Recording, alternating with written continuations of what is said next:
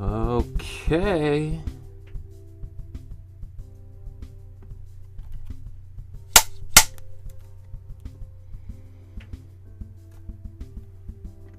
Oops. I gotta do that again here.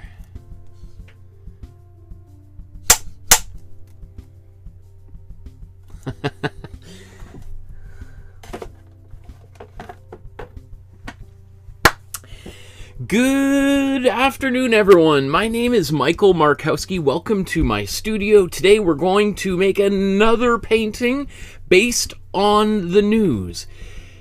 Today, or actually yesterday, was the 72nd anniversary of arguably the single most famous image of a unidentified flying object, otherwise known as a UFO, and we are going to paint it.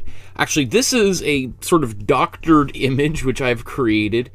This is the actual original image that was taken by Paul and Evelyn Trent on May 11th, 1950.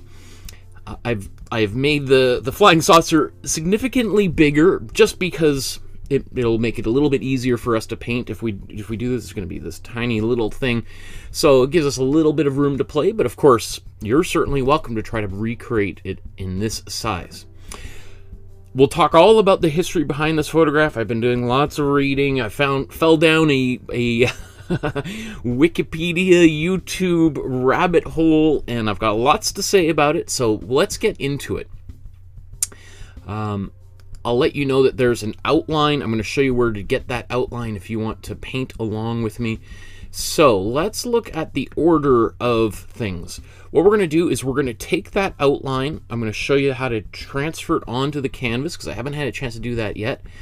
And then we're going to stain the canvas. We're going to put a little bit of color on there. Even though this is a black and white photograph, I'm going to mix my own grays, and that way it's going to allow me to give a little bit of subtlety between the different areas of foreground and background using warm and cool colors, which we will talk about if this is the first time you've heard any of those terms before.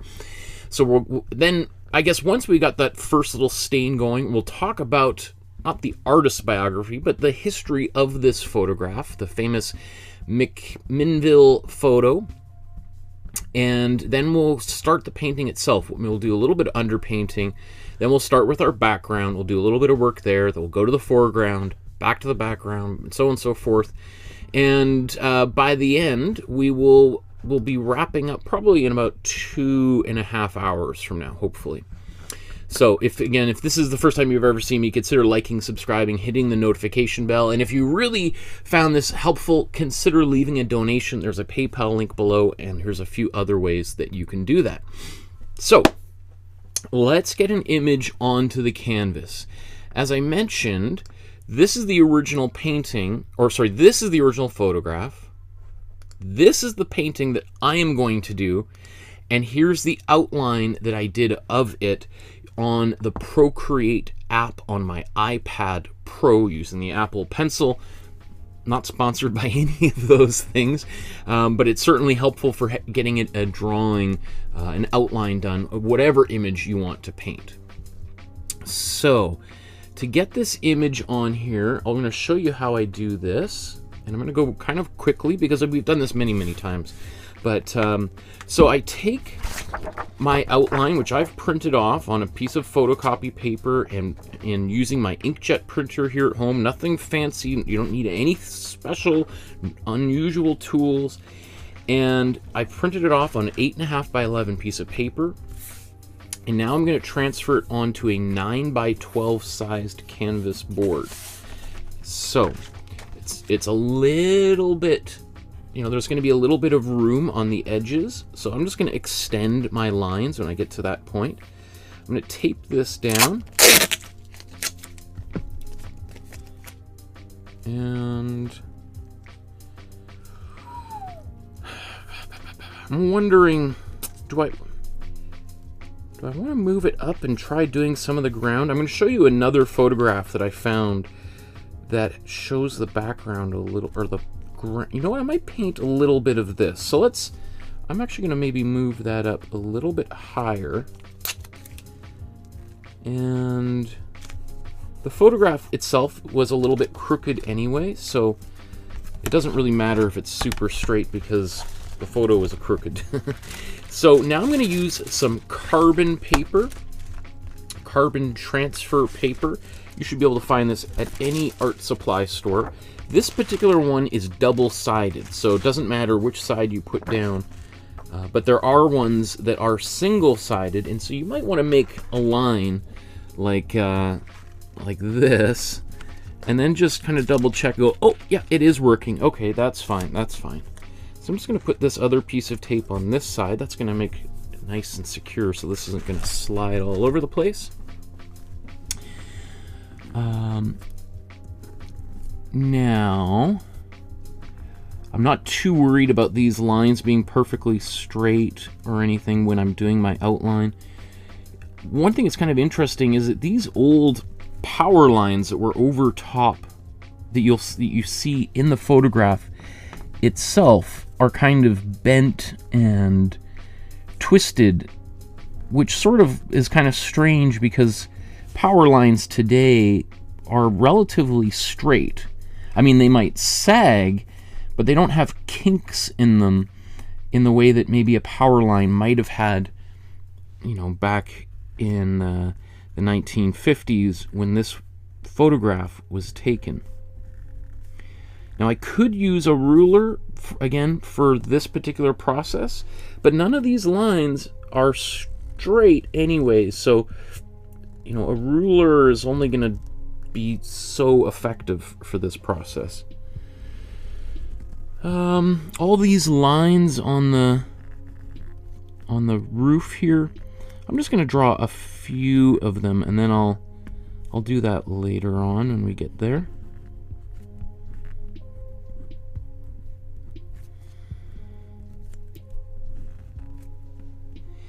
Really, this building right here is maybe one of the only, I guess, landmarks, but besides the hills that really that are very specific to this image.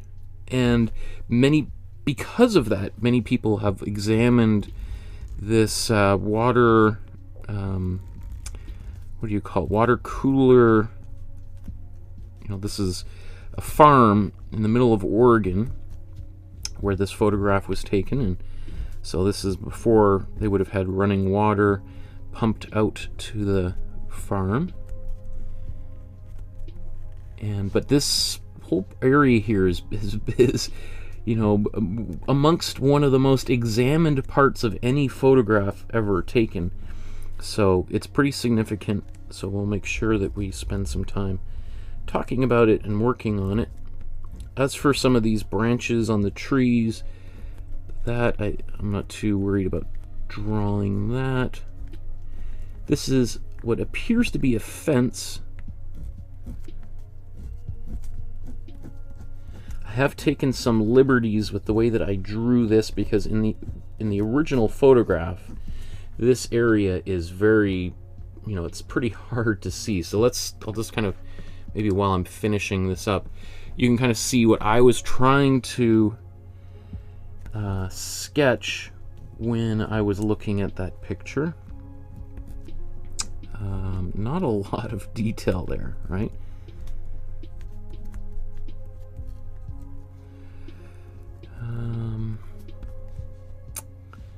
What else? Oh, some of these things here.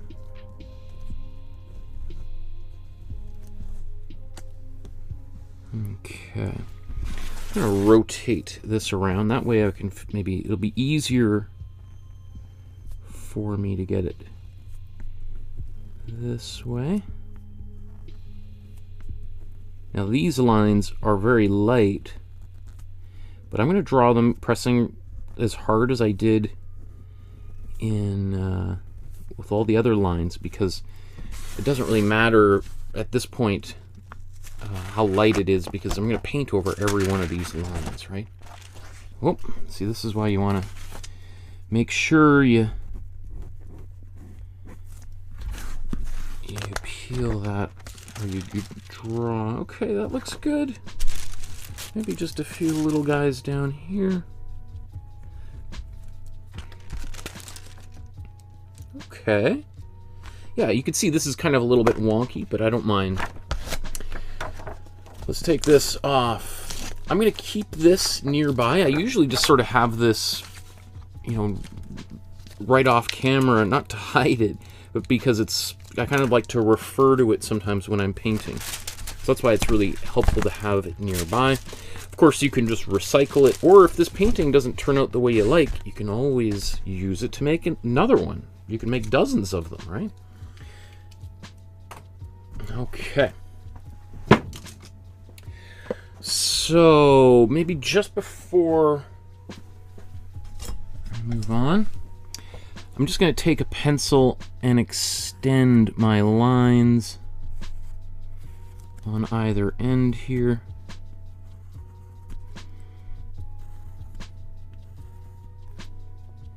Oh, that's the wire that goes in behind, so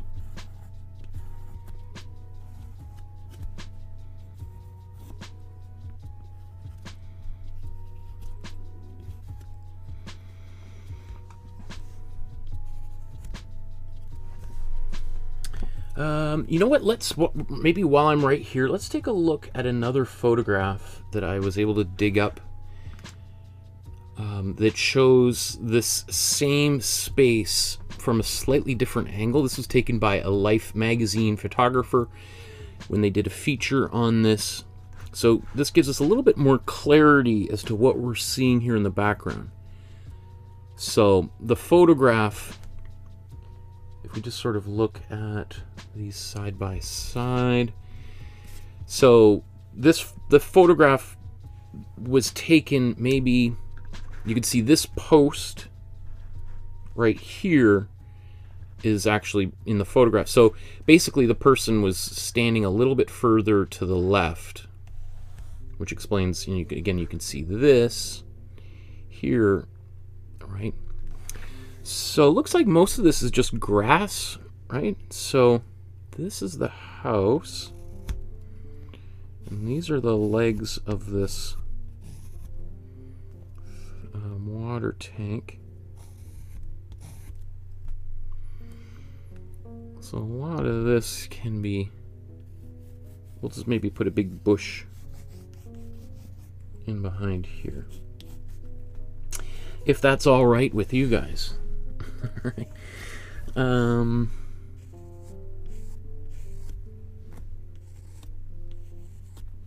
Okay, so that's completed that image. Okay, so let's go to step number 2. So now that we've got our image on here, what we want to do is stain the canvas a little bit. Now you could, I always say, you could skip this step, especially if we're doing a black and white painting, but I still think that this yields a really cool result. So I'm going to do it. What I'm going to be doing here is I'm going to be using some warm yellow to create a Imprimatura. And if you're wondering, oh, okay, that's great, but I go to the art supply store and ask for a warm yellow, what does that mean? Well, this here is the brand of paint that I'm using. Azo Yellow Deep is the name of the tube of paint by Amsterdam.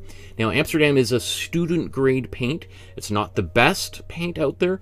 It does a really great job, and it's also maybe a quarter of the price of some of the more expensive acrylic paints that are at quote-unquote professional grade.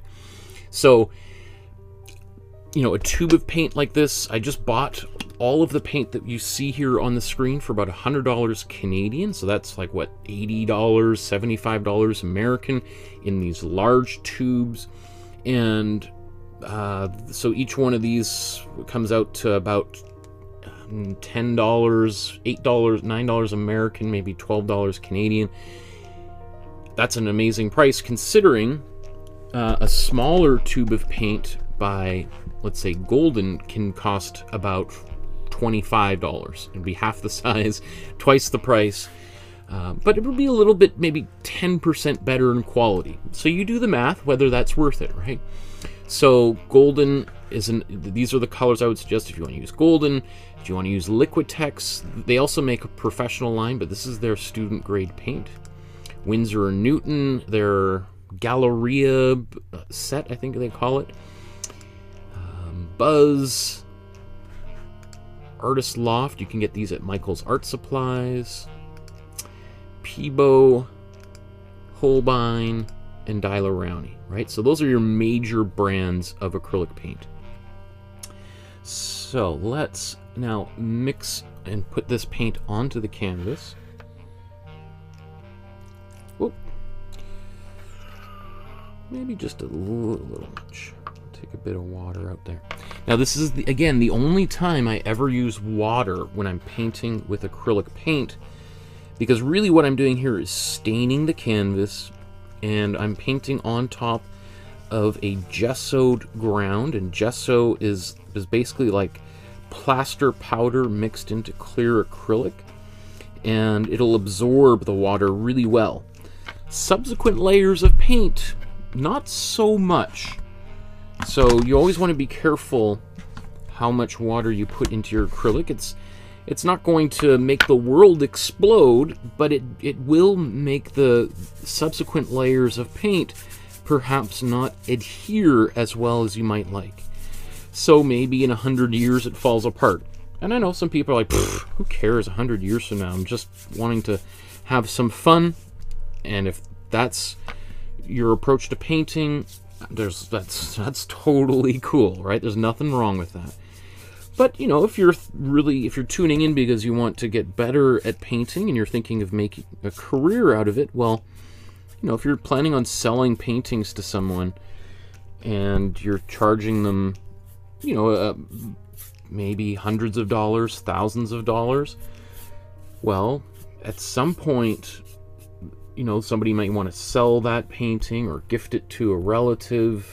Maybe it comes up in a estate or whatever, and you'd probably want that painting to last and for them not to contact you or your your family long after you've passed and be like, hey, what's the deal with this paint your daughter or your grandma made for me?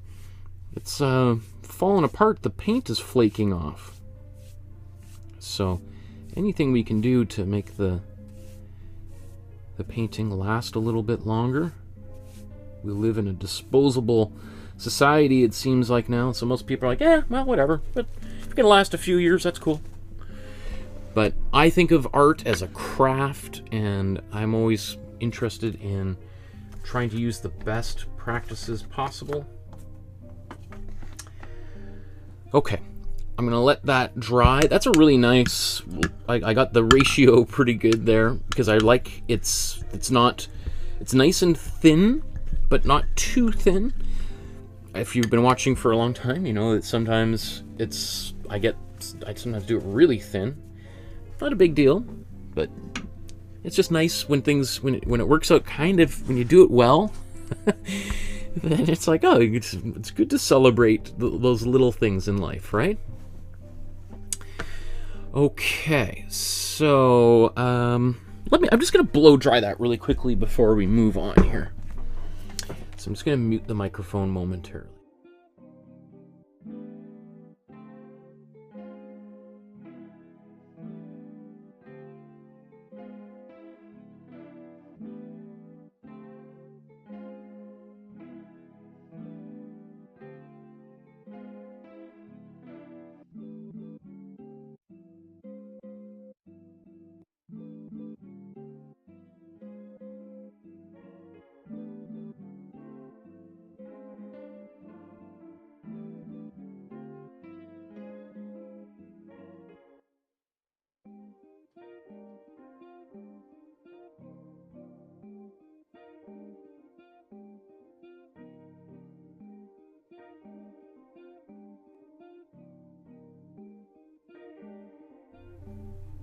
Okay, I just see in the comments there, Kathy, there's a lot of people here, but who've commented, but Kathy says, I'm just wondering about the crackling stuff from the previous episode, but I'll watch this too. Hello, everyone.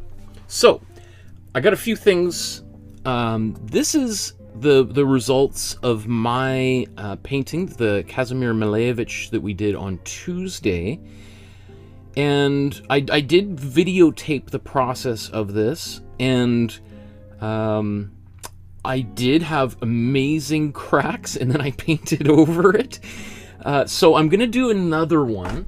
I've prepped up another one here, and I think I'm going to do this after today's episode. I'll do another one, maybe another live one, and show you, because every time you make a painting, you learn a little bit, and I was like, you know what? I can walk away from this painting and feel very happy, but if we could get the cracks the way that they were before I painted over it, I think it would be much more satisfying. So I'm going to do another one here, and knock on wood, or rubber, there's wood, that we'll get the desired results, which are amazing. When it happens, it is pretty cool. So I'll have to we'll see how long this painting takes, and if this takes a long time, then we'll do that separately, maybe on the weekend. Okay, so thanks for reminding me about that. Okay, so let's talk a little bit about this very, very famous UFO photograph. So let's just show this here for a second.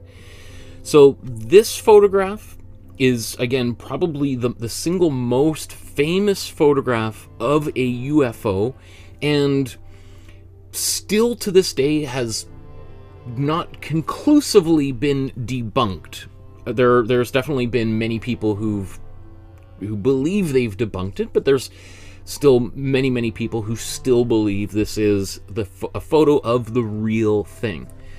I think it's helpful just to see the UFO itself a little bit larger, because when we talk about this image here in a few moments, I think that might be helpful. And again, here's just another clip of a little bit more of an expanded view, a few steps back, where we see I think is the house. I'm trying to remember which is the farmhouse and which is the house. But of course, again, we see all the ground. Now, some people have also pointed out maybe the similarity between the wheels of this children's, radio flyer. What do you call these things? Trolley, cart. What is a radio flyer? It's a... Someone let me know in the comments there. Why am I having a brain freeze on that? So some people have commented that maybe that looks similar to what the flying saucer was. Maybe? Let's talk about it. Okay, so let's just kind of briefly look at a few things. Oh, I forgot to mention, if you want the outline for today's episode, you're wondering where to get it, it's in this Dropbox. There's a Dropbox link in the description below. You're going to see these are all paintings we've made based on photographs. And here's number 24, the McMinnville UFO photo. And all of the files that I've just shown you are all in here, including a PDF version of the outline if you'd prefer to print that rather than a JPEG. I should also let you know that there's a private Facebook group. I encourage you to join the group and upload your version of today's painting or any other artworks that you're working on during the class. I know there's lots of people who sometimes aren't interested in working on the painting I'm doing, and they work on their own thing. I love that. That's super cool. We get to have like a open studio and we're all working together. It reminds me of being in college. So I strongly encourage you to upload it. I'll also do a little write-up on every episode so you can have a little biography. And there's, 324 people on there right now. If you're going to watch a few years from now, this will probably be a lot larger. Okay. So here's the Wikipedia page, and maybe let's just take a look at where this event actually takes place. So here we have North America, we've got United States, Canada up here. This is where I am right now in Vancouver, British Columbia, Canada. And here roughly is the site of this incident, where the photograph was taken. So here's Oregon, here's Portland, Oregon, here's the Pacific Ocean on the left. And if we keep on zooming in here, we get to Sheridan, Oregon. So this tiny little town, Sheridan, how many people live in Sheridan? Doesn't tell me here. But I mean, at the time, Sheridan was a little village of maybe a couple hundred people. So interestingly enough, despite the fact that this incident takes place outside of Sheridan, it is known as the McMinnville UFO photograph, even though it really has nothing to do with McMinnville. McMinnville, I think, based on the research that I was doing, McMinnville just happened to be where one of the first interviews with the Trent family happened. A radio station DJ from McMinnville talked to them. So I think as the news kind of started to spread, McMinnville was the name that became associated with it.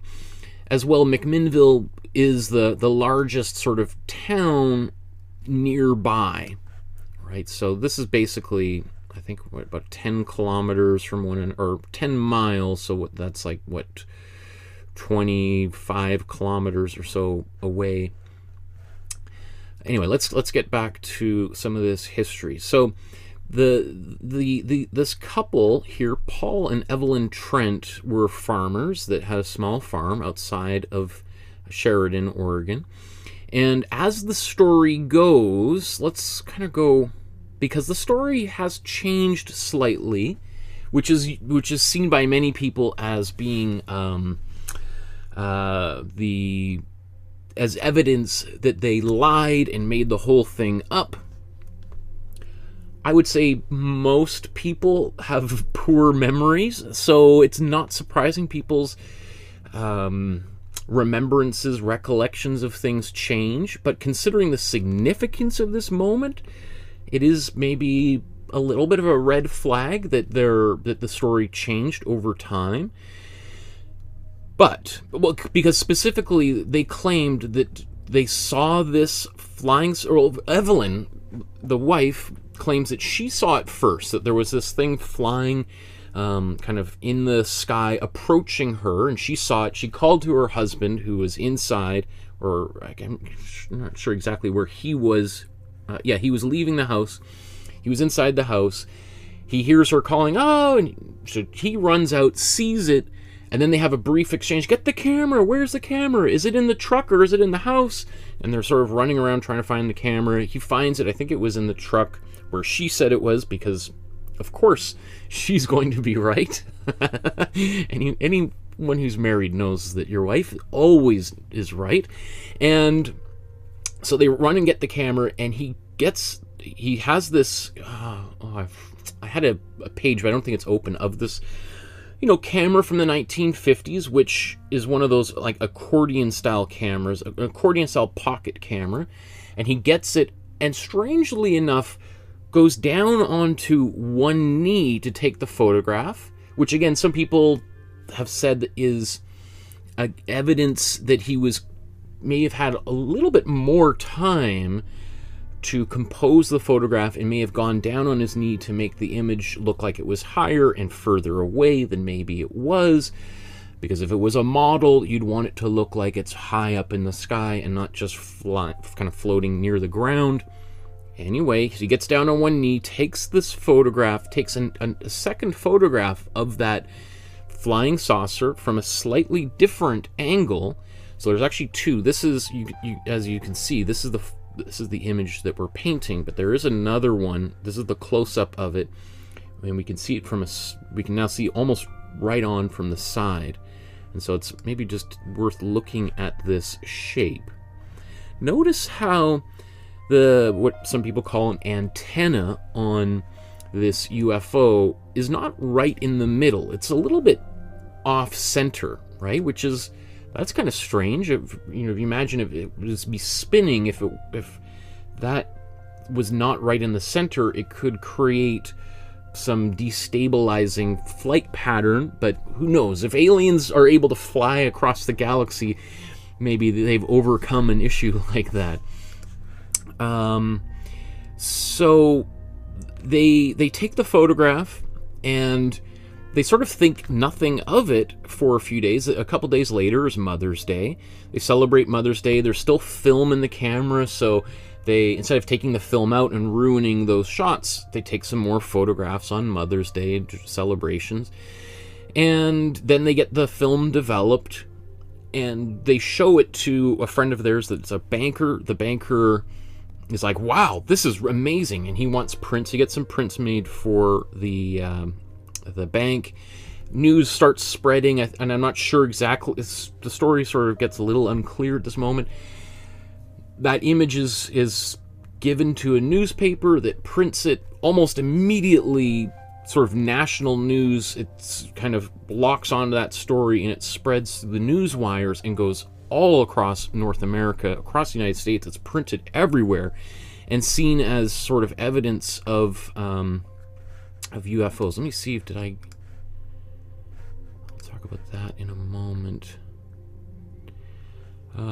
I think this is one of the first newspaper prints of this. Is there another newspaper article that I managed to bring up? Roswell. We will be doing a Roswell painting. Don't worry. I see Carlito. Yes, Carlito. Yes, there will be a Roswell UFO, and I spent a long time getting that image ready, because the one thing, Roswell is a very famous UFO incident, and there's newspaper articles of it, but there's really no iconic photograph from Roswell, except a couple of the soldiers gathered around the quote-unquote pieces, the debris of the UFO inside a local house, which is not really as compelling. So I've done some really cool photo collages. Anyway, stay subscribed for that if you want to see that, if you want to paint along with that as that comes up later this summer. Okay, so I think this is the newspaper article. I think this is where it first appeared. Not very clear. Anyway, so it spreads like wildfire, and all the way up until they died, I think in 1999, they asserted that this was not a hoax, that this was real, and they stuck to their story, again, even though the story kind of modified a little bit, and there was never any conclusive proof that it was a faked image, right? However, many people have tried. It is worth just sort of noting that many cars at this time would have had a side mirror that does look conspicuously similar to our image. And remember, we looked at another photo where there was it's very clear that the antenna on the UFO is not in the center. It's a little bit decentered, right? So that it does lead some credence to the potential that this is just a side mirror that was popped off, quickly thrown over top of some power lines, and a photograph was taken, and then it was taken down. Apparently this couple was also interested in UFOs prior to this moment, and that she claims to have seen UFOs 3 times before this incident, and no one believed her. So if you were claiming to have seen a UFO and everyone thought you were crazy, what would help your cause to kind of shut up the people who are ridiculing you? Well, some sort of photographic evidence would lay all of those naysayers to rest, right? How could they dispute your sightings if you actually had something to prove them wrong? So it is convenient that after she had seen UFOs and wasn't believed, that she manages to turn up with a photograph of a spaceship. Again, but that's not that doesn't mean that it didn't happen. It's just, again, it's something to think about, right? And let me see. There's a few, kind of one of the first persons to really investigate this. This astronomer, William K. Hartmann, is he was sort of the first person to really take it seriously, and he believed very strongly that this was a real image, and he authenticated it, quote unquote. He did some interviews with the family. He spent time on the ranch measuring and doing all this kind of stuff, analyzing the photograph, and was convinced that it was true. Now, Hartmann is a fairly famous astronomer in his own right. Basically, his theory that he posited of our moon and how the moon was formed is the commonly accepted theory that is believed by leading figures at NASA and the European Space Agency and all of the leading astronomers of our day. So I say that in that he's not just some tinfoil hat crackpot. The person that originally gave credence to this entire situation is considered to be one of the most important astronomers of our time. Right? So again, if we go back to the other side, well, I don't know. This also was investigated by the American government, and they released a statement at some point, and I can't remember, I'm sure it's somewhere in here, saying that they've investigated hundreds of these things, and this is maybe one of the only ones that they could not definitively debunk, right? So I'm just doing my best to try to illustrate that there are competing viewpoints to all this. Now, there has been some more recent analysis, and there's a bunch of links in the description below if you want to go down the same rabbit hole I fell down, which, there's the analysis that was done just over the past decade or so, where they really examined quite closely these photographs, because again, there's these two photographs. More recent evidence suggests that because there are two photographs that were taken from maybe, arm's length away. And if we sort of stitch those together, we can use that to kind of create a three-dimensional scene.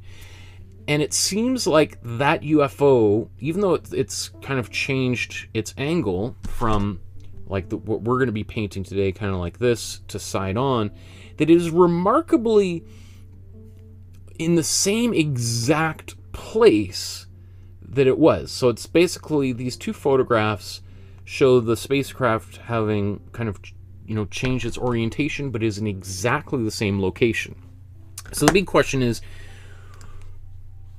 what location? Is this a giant spacecraft? Maybe as what's his name, Hartmann. Maybe Hartmann said it was tens of meters wide in diameter. So this massive ship, you can imagine the size of a passenger airplane wingspan. Really big thing flying over the horizon towards the Trent family. That's what Paul Trent said. It was coming towards him. He took some photographs and it zipped away. Is it this huge spacecraft, right? If we think about how, if that is far away and yet that size, we would expect it to be quite big. Or, as some people have said, is it actually being suspended from, is it a side mirror of a car or a wheel from one of those radio flyers that is just being suspended from these power lines? You tell me in the comments here on the live chat, or after if you're watching this later on, what you think. Is this a definitive proof of the existence of space aliens, or just a not even an elaborate hoax, a very simple, like, did he just tie some string on top of a mirror, throw it over these cables, take a picture, and because of the low quality of the image, it's hard or impossible to see the cord that is causing it to float in the air. Now remember, this is made in 1950, and it still to this day we can't really see that string. There's some analysis that says that they can kind of, what do they call it? There's a statistical likelihood based upon the pixels that there is a string there, but they can't say that there actually is one. So there's no Photoshop involved in this photograph. There's nothing, and yet it survived all of these decades later.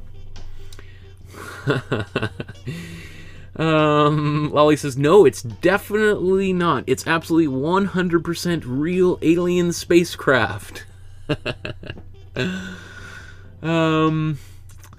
Cool. Okay, so let's get into the painting here, and we can obviously talk a lot more about the background of this image. And oh, maybe just right before I move on, I do want to mention that this looks like a different intro page than I had seen before. Oh, there we are.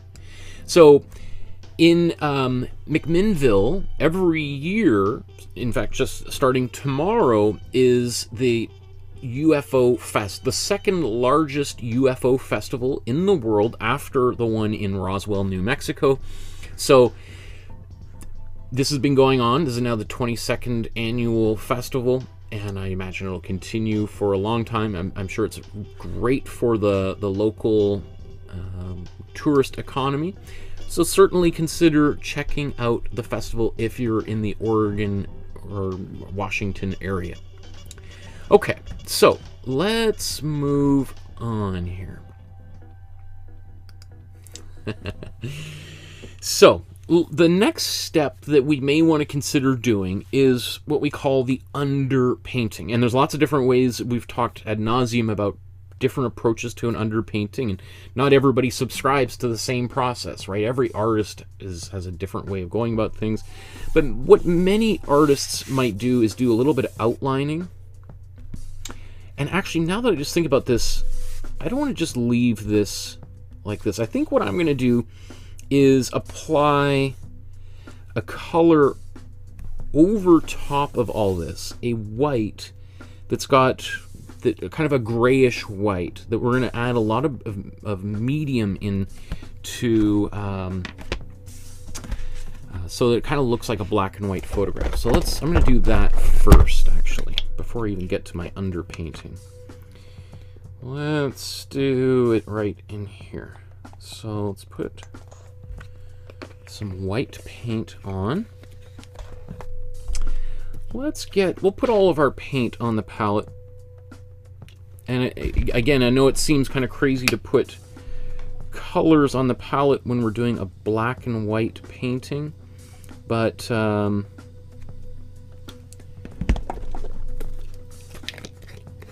rather than using my black, I do have a black tube of paint, but I've had this tube of paint for 2 years, and it's still more than 3/4 of paint still left in there. So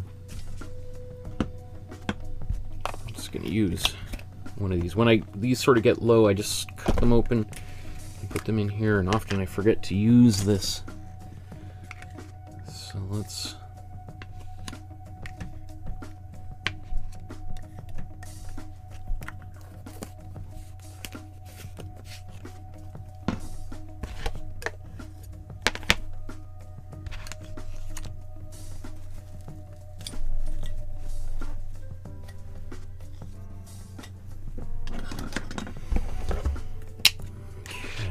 So applying all these different colors is actually going to help me get some depth in this painting. I can kind of add some color to make cool colors, cool grays and warm grays, and that's going to help give a sense of things being closer or further away from us.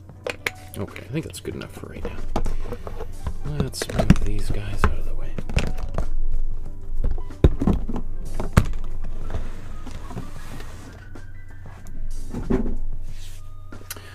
So we're gonna mix a gray. We'll make a larger batch because we're gonna be using lots of gray. So if you've never mixed a gray before, you notice I have no black on my palette. Right? Like, how are we gonna do this? I think what we're about to do is just like magic. It's always impressed me. I'm gonna take some of my warm red and my cool blue. I'm gonna mix these two together. Right? And now I've got this very muddy purple. Right? Maybe on camera it looks black. Here it looks actually a little bit more of a crimson purple.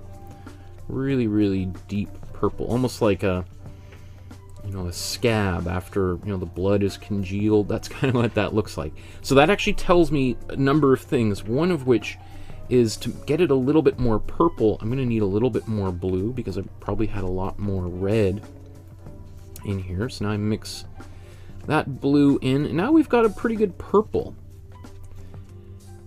And that's pretty good, but we don't want purple, we want a gray. And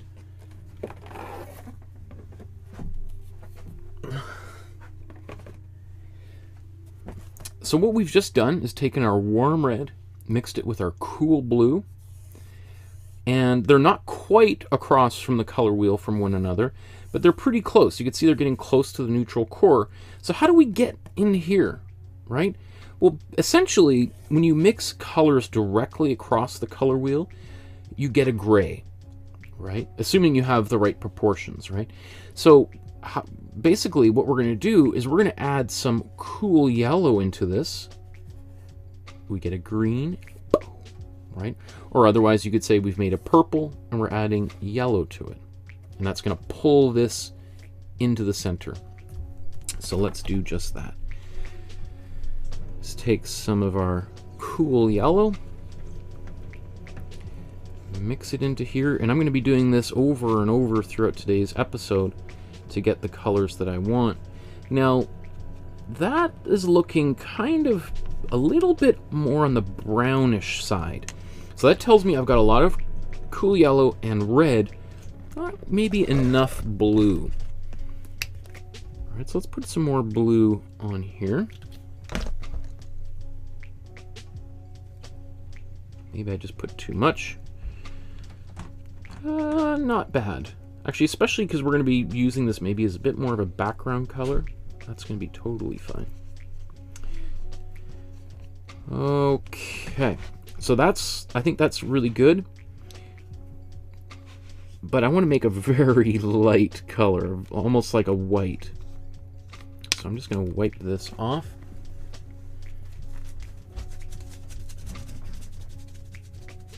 Clean my brush.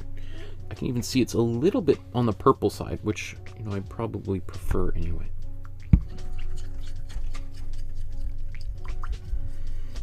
Wow, lots of comments in the chat there.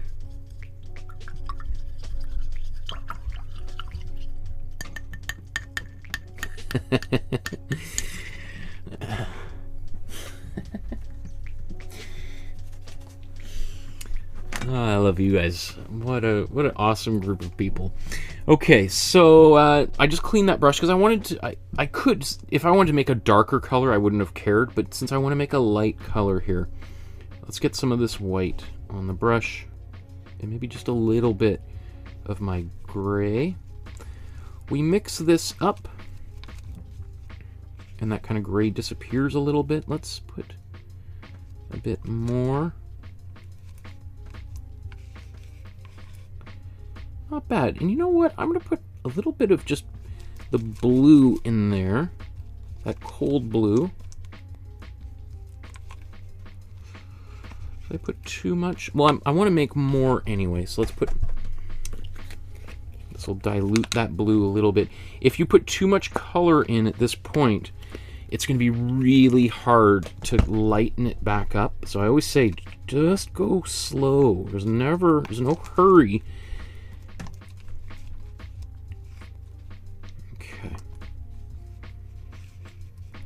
Because colors change dramatically when we put when a white changes dramatically, we put color into it.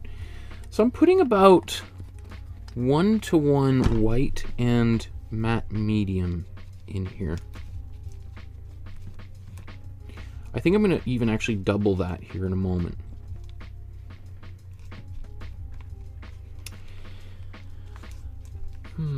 There is a lot of blue in there.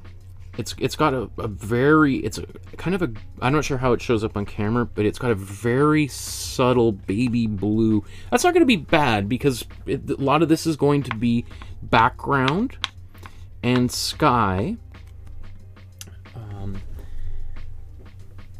It's just, might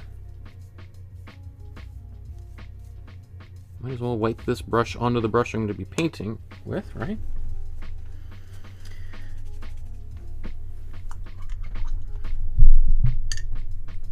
Lively discussion about space aliens in the chat. That's awesome. Okay, so now, basically now I've got 2-to-1 matte medium to white, which is not bad because I want to preserve the yellow that I put down as my Imprimatura. And I want to make sure I've got enough to get over this whole surface. You can see I like to kind of twist my brush as much as possible because sometimes color gets caught all the way up there. And some of that color is probably the yellow that I painted before. I didn't really clean that brush maybe as well as I could have. Okay. So, let's cover this with paint.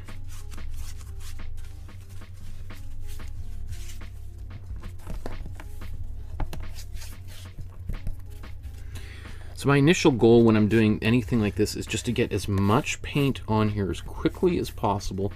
The matte medium starts to dry pretty quickly, so you don't want to be fussing too much. You want to make sure you got all that paint on, you're spreading it out.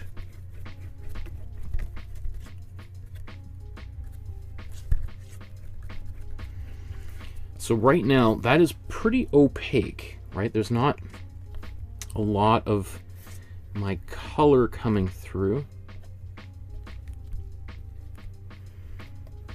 I'm going to also make sure that as I'm brushing this, I want this color, or if I do have some ridges and lines here, I want them to be horizontal rather than vertical, because this is a landscape painting. So when in doubt, I want these lines to reinforce the horizontality of this image.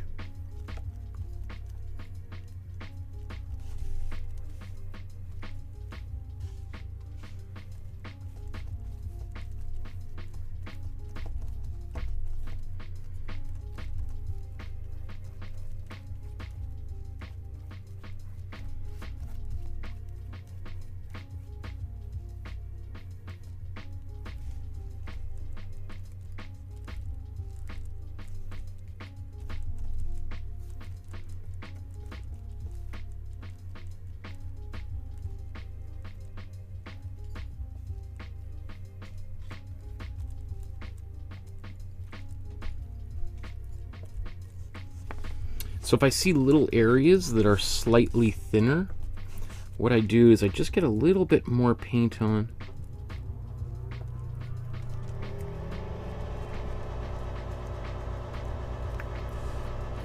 Okay, that's good. Now, it's definitely, you're probably, most people looking at this, where'd that little guy come from? Won't be able to see the lines. I can see a little bit of them. I'm anticipating that as this dries, more of those lines will come back into view. So, let's blow dry this. Just see, Donna says, I also believe cats are aliens. That's probably true.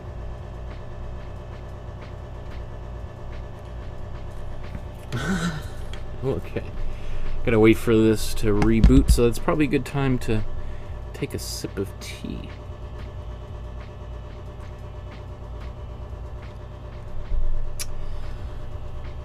There we go. Okay. So I can mute this audio.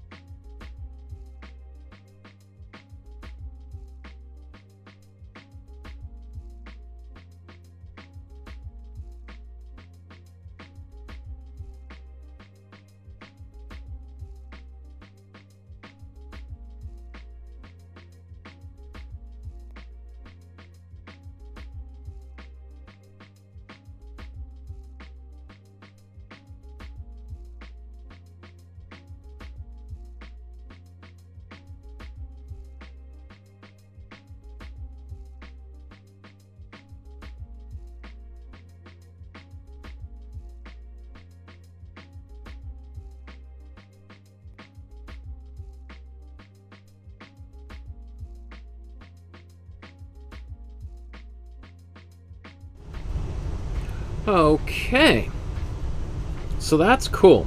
So again, I'm not sure how well that's coming up on camera, but I can see most of my lines down here, and if I can't see them, then obviously all I need is to be able to see a few things, and then I can kind of match up what isn't here onto this. So maybe it's time now to talk about underpainting, since really what we just did here is still, I would consider, part of our background, or just getting the maybe not, it wouldn't technically be considered the Imprimatura, but it's still part of what we might call our ground, or creating a colored ground. And obviously you could just skip the warm yellow and just go right to the gray, but I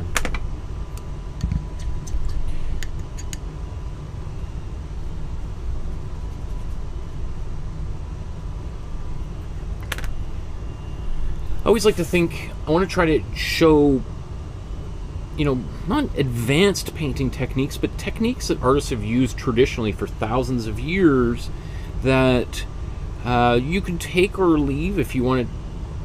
Maybe I'll show you the more complex way of doing things, and if you want to take some of those steps out, you can certainly do that. You know, in the same way that if you're cooking, you know, there's some steps that might make the food a little bit better, or quote-unquote more authentic, but you don't really need to do it to create something edible, but it's always might taste a little bit better. So the underpainting that we're just about to do is, to maybe paint some lines on here that might otherwise get covered. Do we need to do that? Is it helpful? I think I'll do most of my power lines with a Posca pen at the very end. In fact, let's just take a look at the original and just think about what would be helpful. I might leave my background solid like this. We could do a bit of a gradient coming down. If you wanted to do a gradient where you have this up here is kind of this color, and you want it to get a little bit darker as it comes down, because it does get a little bit darker down by the bottom of by the horizon here, then you'd probably want to do some underpainting so that you can see where these lines are in the spaceship. If I was to do that, that would, knowing me, add another 30-40 minutes onto this to get a little bit of that gradient down here, just because with acrylics it's kind of tricky, and I don't think it's going to make much of a difference. I think I'll be pretty happy with this as a background as it is. So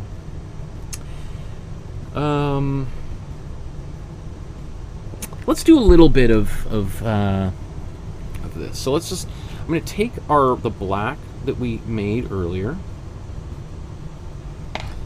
and maybe I'm just going to quickly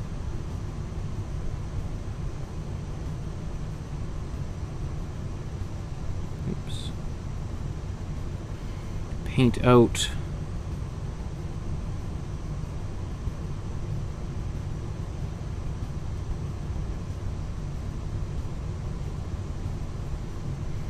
some quick details here.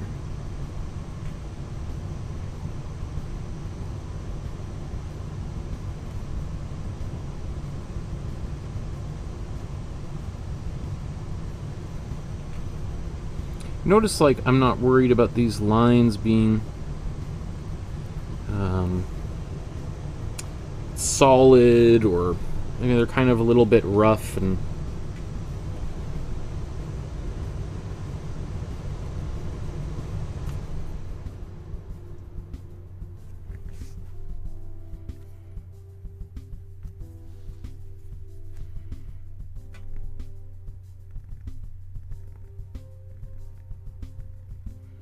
these posts might actually end up being white later on, not black.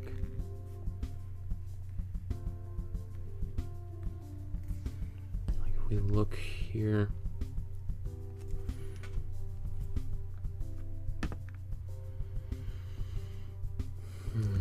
I think this telephone pole or power pole or whatever it might be, I think this one we can do and feel pretty confident that it's gonna stay there and we won't need to paint over it. So this one here, I'm gonna take a little bit of time to get that kind of accurate.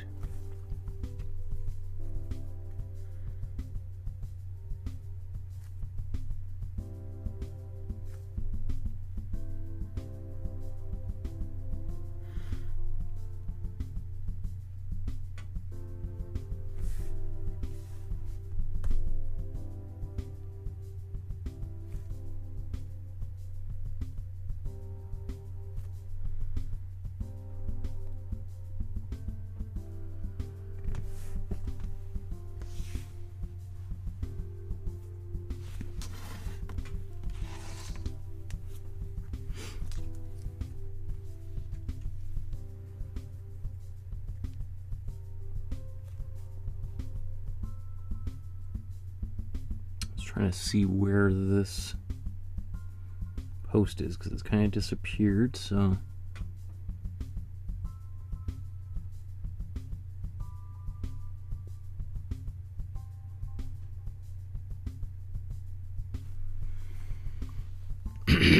okay, that's probably enough of that.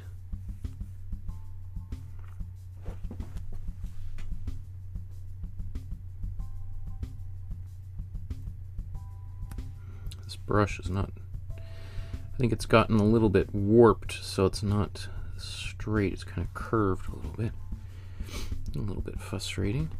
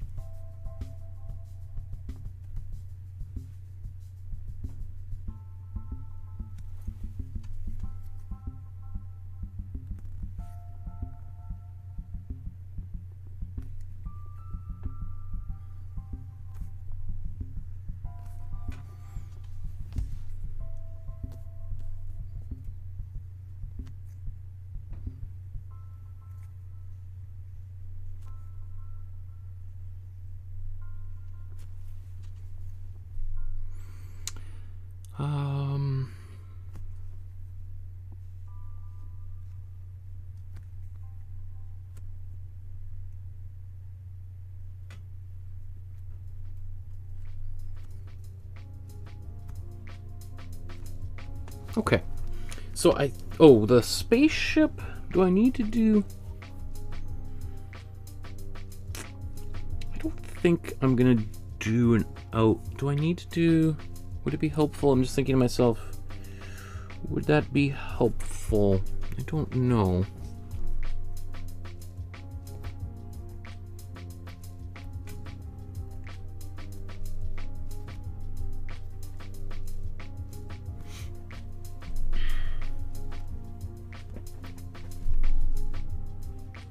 Okay, so I think that's probably good enough to get started, right?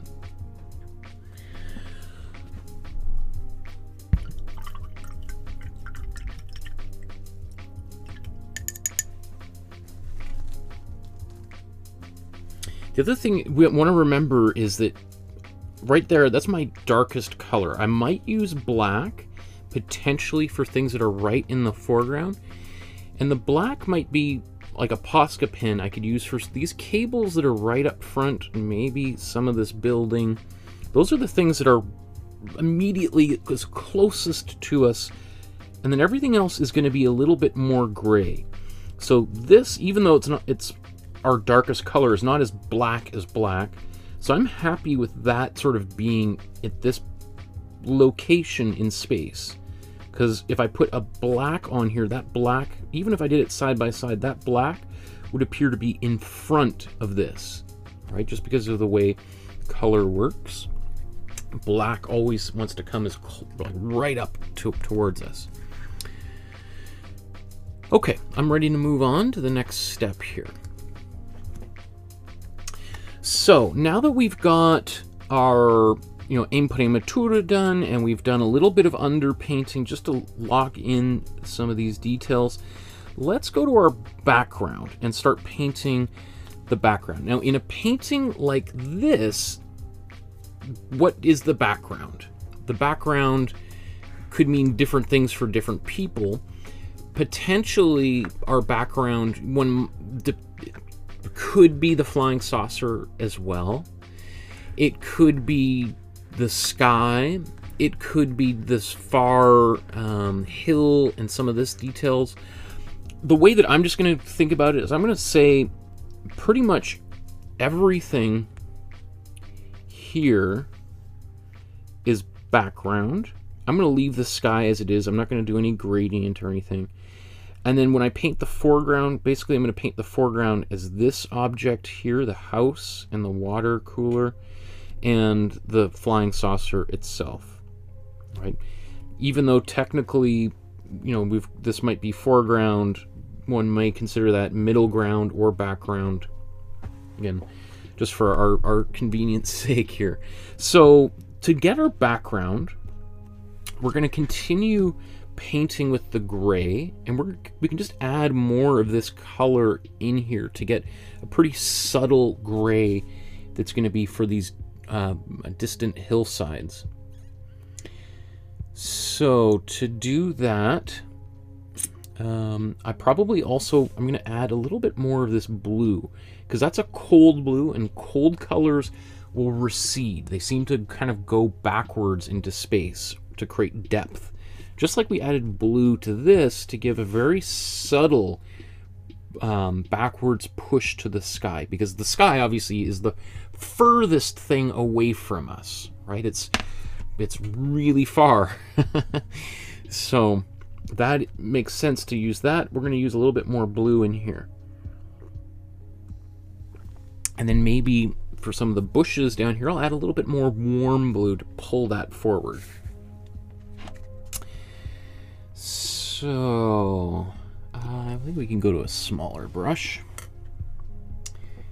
I'm just going to move this out of the way while we get some color on here.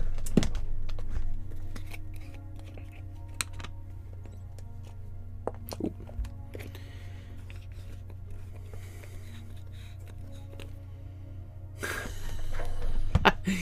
So Donna said, I believe cats are aliens, and Paul says, I think birds are also aliens. They keep picking at my front door. Someday I should open the door. Maybe they want to get in.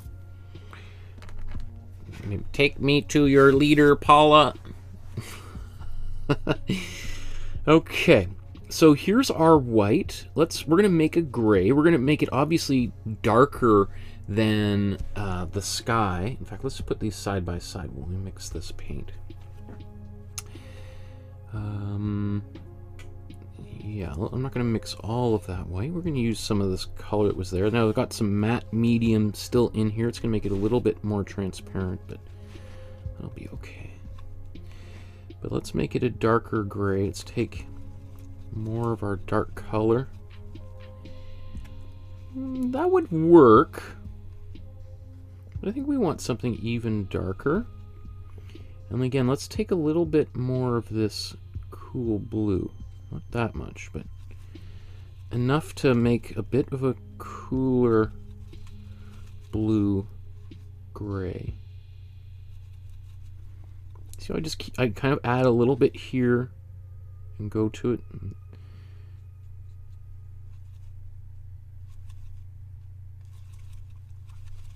Now I want to be careful, because if I make this too dark, then I'm really going to be limited with how dark everything else gets, right? So I'm going to keep maybe err a little bit more on the side of lightness here.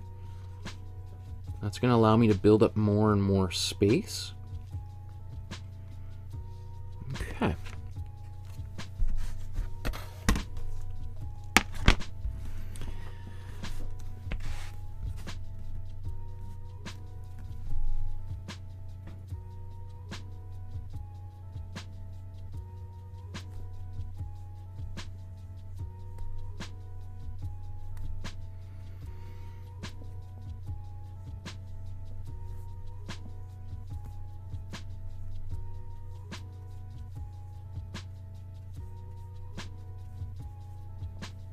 You can see, if I just didn't paint those lines there, seeing those faraway buildings might be kind of tricky.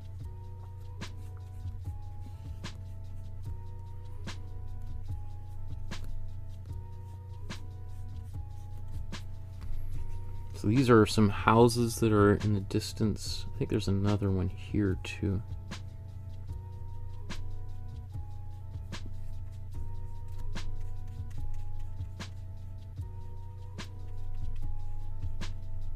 I'm not afraid of painting over top of these dark lines, because I'm going to paint them again, likely.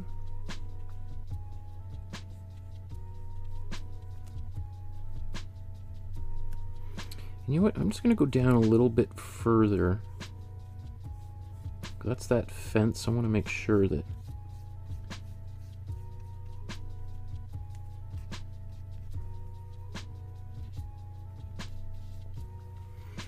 this area is well covered.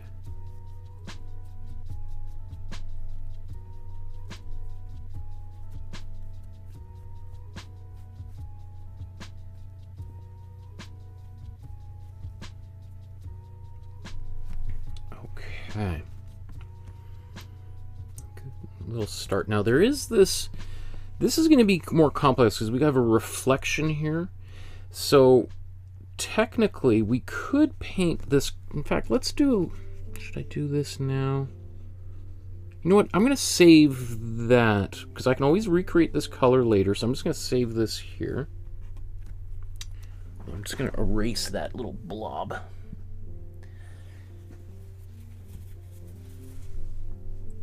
Get a little bit of, oops,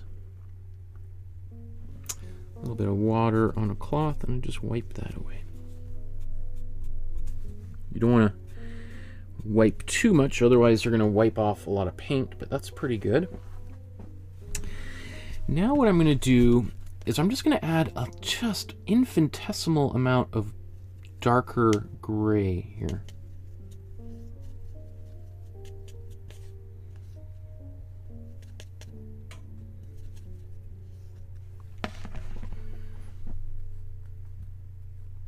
And what I'm looking for is, let's say I got this hill. I want to do something a little bit closer to us.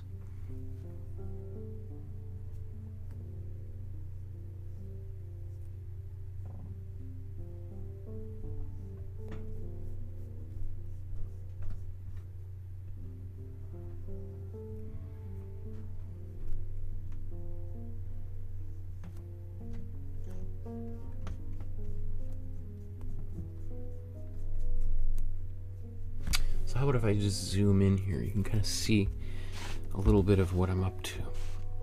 Just trying to get that. It's a little bit further away.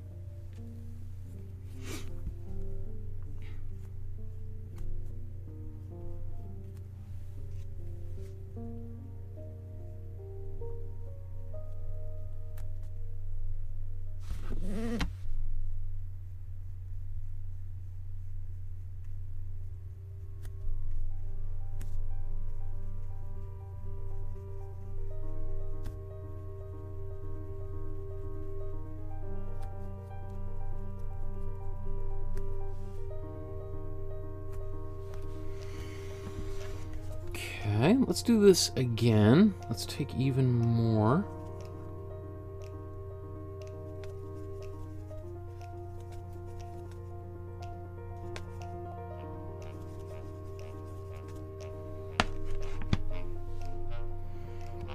And what's another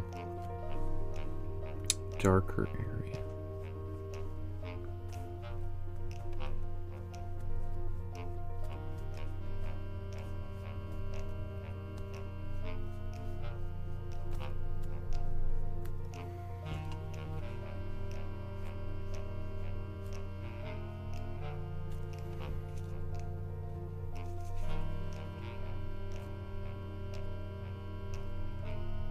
Oops. That's what I'm doing. Kind of coming up over here. I know I'm kind of changing the geography of this space just a little bit, just for the sake of my painting.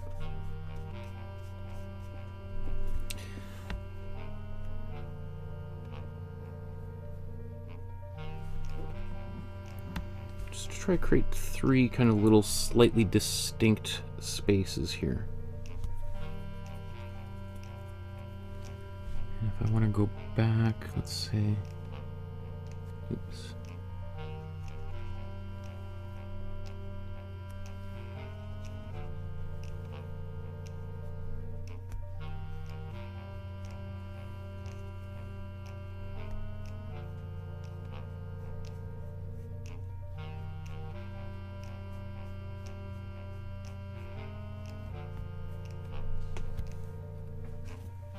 I know it just seems kind of ridiculous, but these are little things that I appreciate in a painting, is the eye of the artist trying to get those little subtle effects. And when we're painting in black and white, we don't have a lot of options. Okay. So let's continue. Let's take a little bit more black, even a little bit more blue.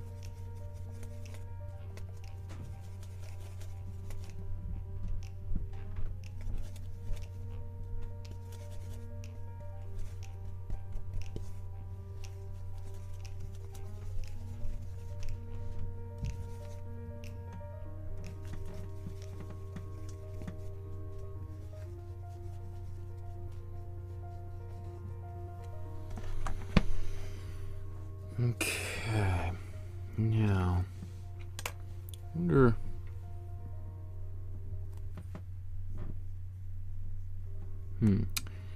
not dark enough, it doesn't quite show up, so let's just take more black.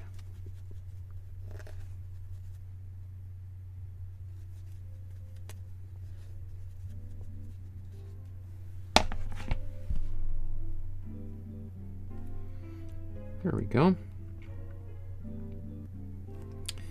So this is going to be a house.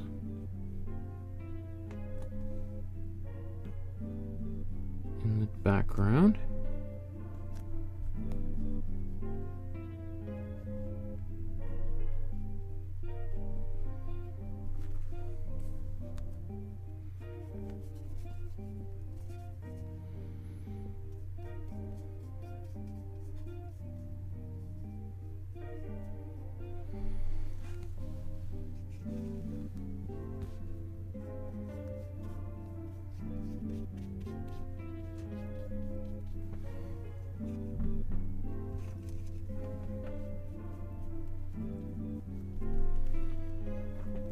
Okay, now I'm gonna go take this same color, so make sure I got enough.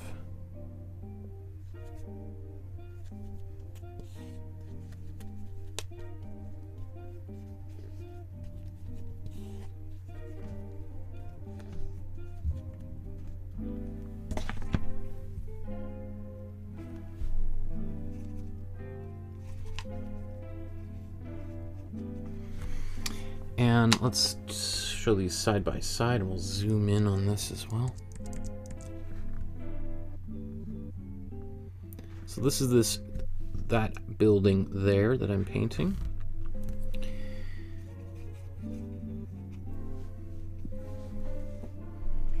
Oh, there's well, let's just put a few trees next to it.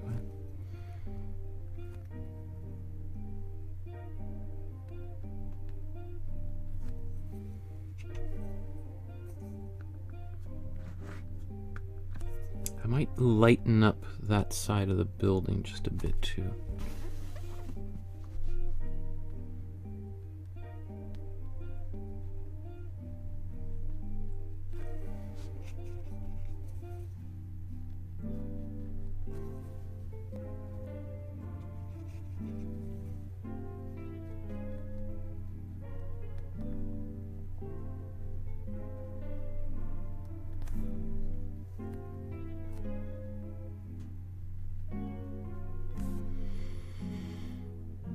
And I do see little buildings or little trees on the horizon. It makes me think, maybe should I do that a bit?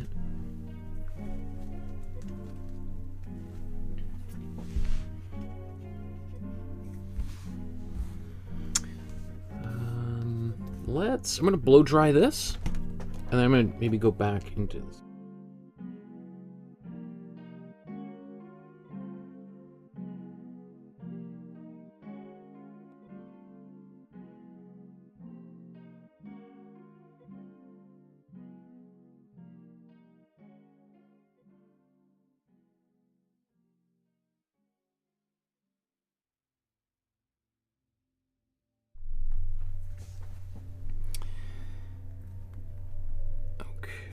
Let's paint.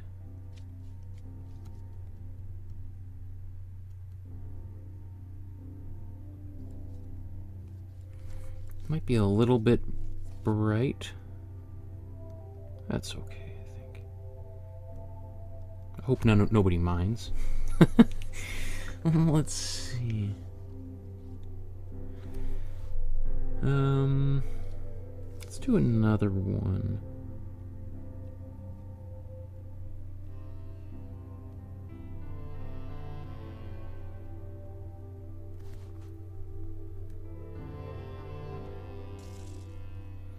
Not quite visible in the photograph, but that's okay. Also, I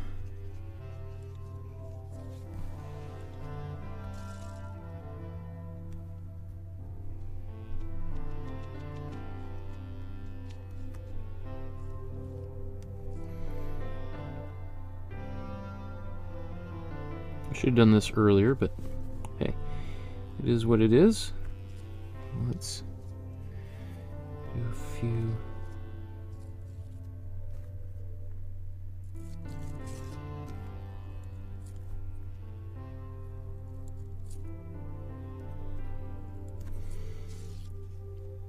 Because this will just give this horizon just a little bit more.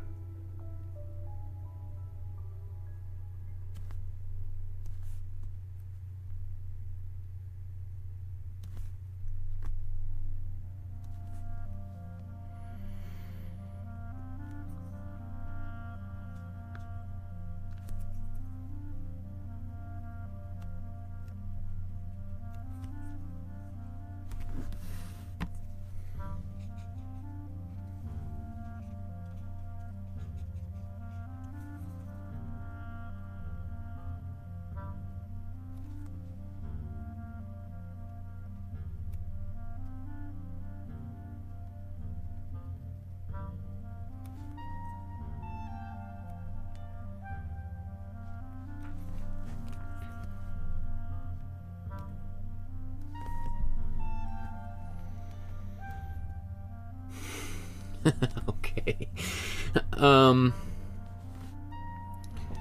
So that's another. So now let's just zoom out so you just see where I'm at this stage here.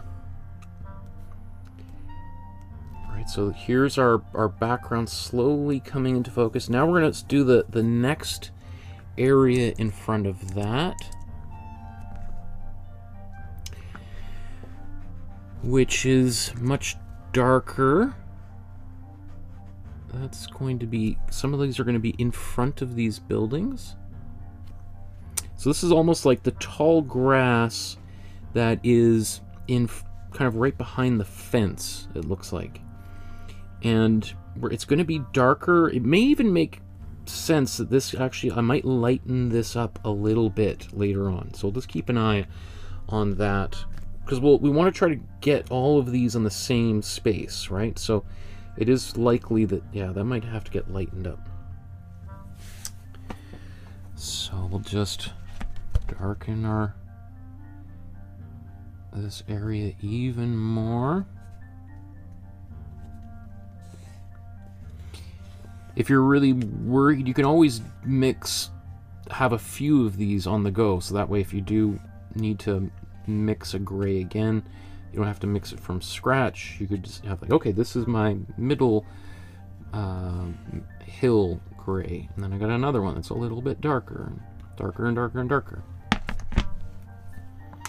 I don't mind if they're a little bit off, because we also want to you know, not everything is like on a piece of cardboard that's flat. There might be, you know, these hills are not just cliffs that are vertical.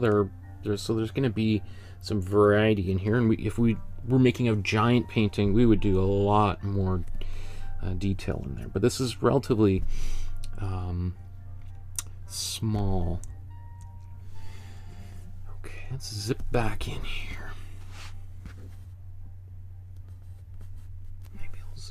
Back out a bit.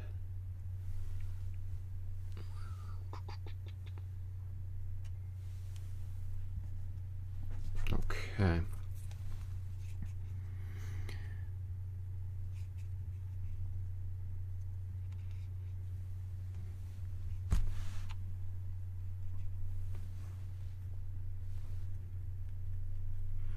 So I'm just testing in an area that is, so that's probably not even dark enough. Let's make it even darker, right? I thought that was going to be pretty dark, but my eyes deceive me.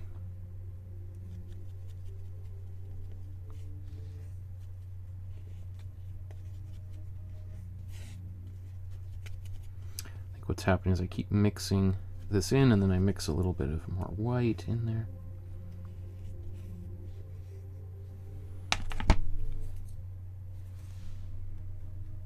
Okay, that looks like it's darker. Ever so much. So, what kinds of bushes are these? Looks like just kind of very grassy, very tall grass-like stuff here.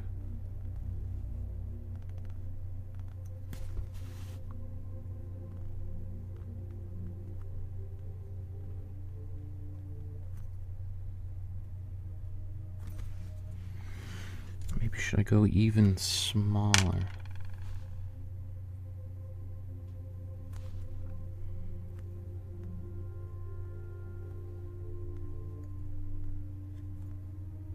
So one of the things I'm doing is I'm starting in this area right next to the building, because this area is going to get covered with kind of trees and other things. So it's a great little place for me to do a bit of experimenting, because if I'm not happy with it, I can kind of fudge it out, you know? I can kind of hide it in behind other things. So I think about that kind of stuff all the time. Like, okay, if I'm going to test this, you know, technique out here, let's do it in an area that maybe people won't see much.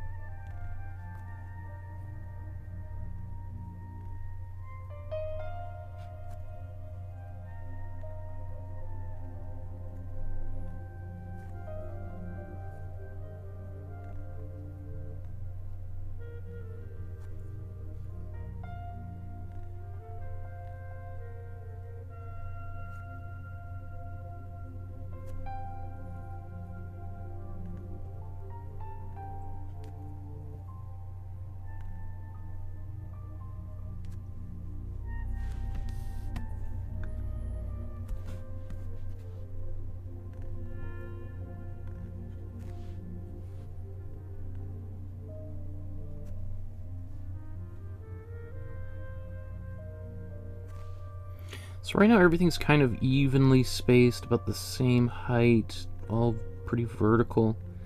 I'm probably going to go in here after I get all the way across and maybe just add a few clumps.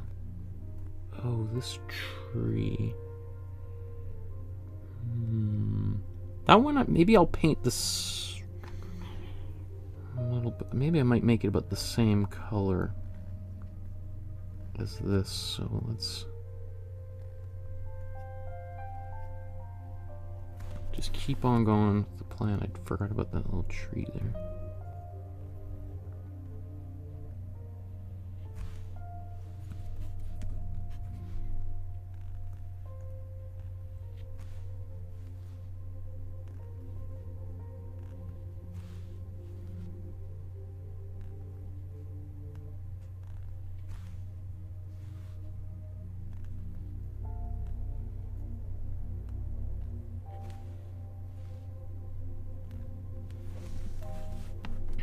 Okay, so let's do that other. Actually, you know what? I'm going to use my small brush for this tree.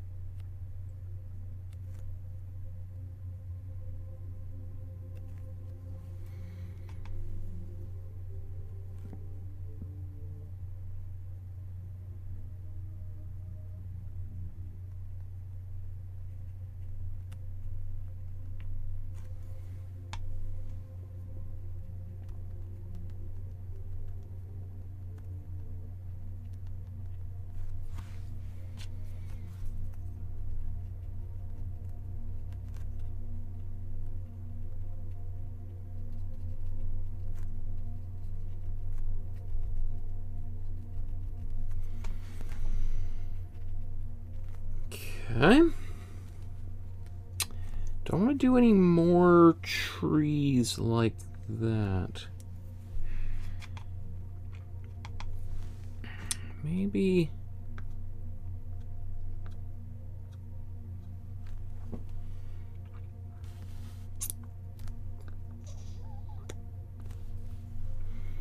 might add another one.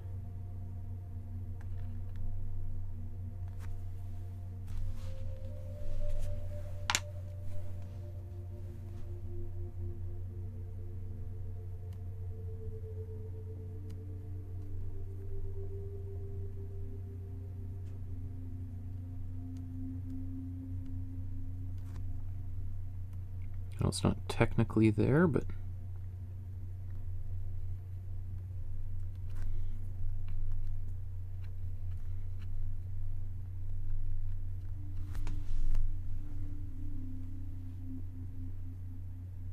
okay.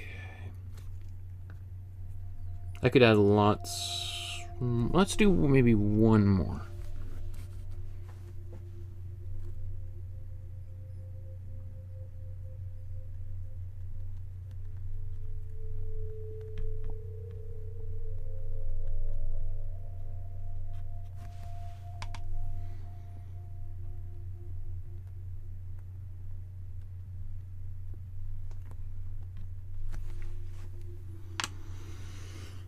Okay, so let's take a look at this.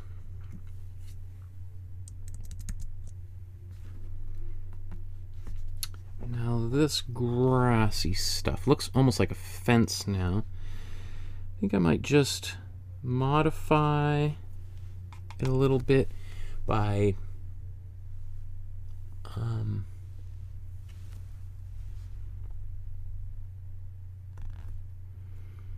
making some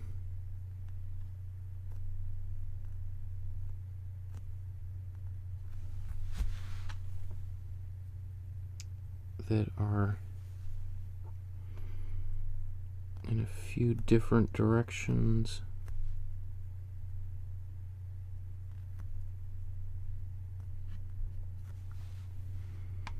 and shorter as well.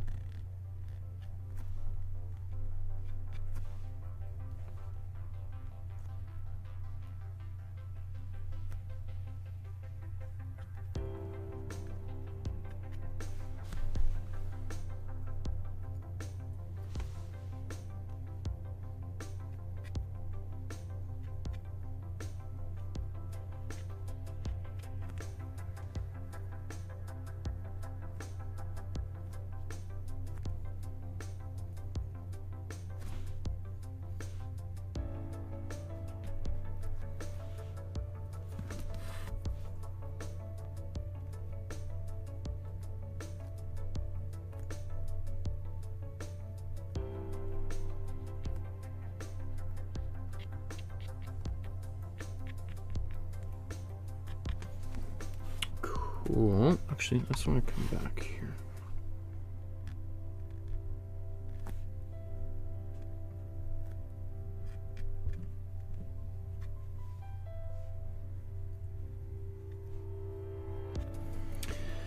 Okay, so that's turning out really nice. I like that. That's kind of cool.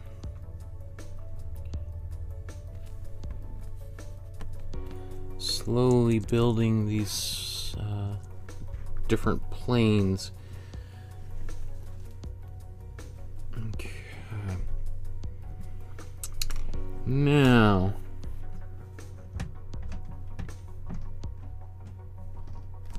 it's maybe worth just again looking at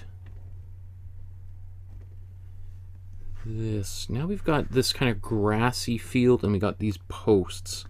So I think what I want to do is paint these posts. Now if I just paint the same white that I used, or kind of lighter gray that I used here, it's going to be a little bit confusing because you're going to see these colors and be like, oh, they're the same. If we're painting in black and white, then we don't have any choice. It's all just different kinds of grays. But instead what I can do here is add a little bit more warmer colors into my mix, so that this color of my fence is going to be a different color.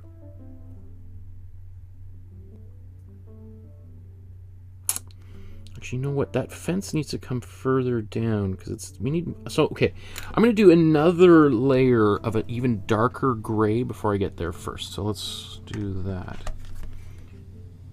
Sorry, well, got to think about these things for a second.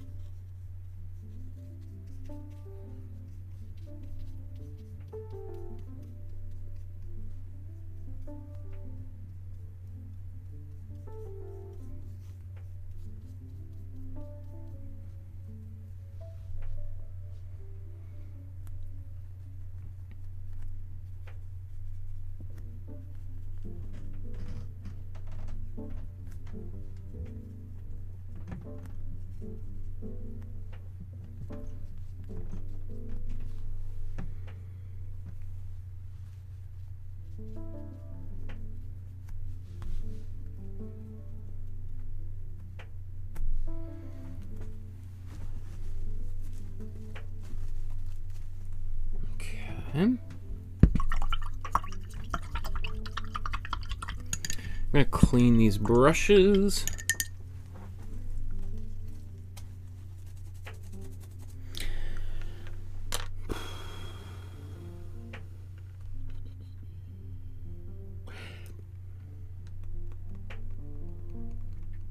It is worth thinking about possibly using some of these before I move on and start painting some warmer colors for the fence and the grass, about potentially using these colors while I've got them mixed to paint my UFO.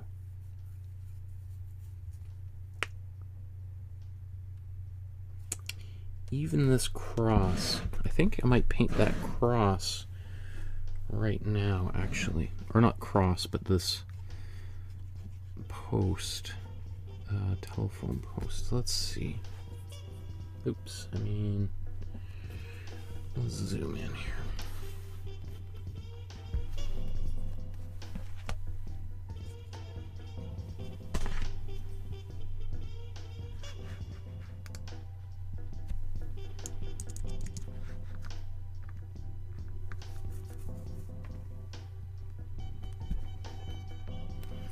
So I'm going to paint this the same gray that I was just painting.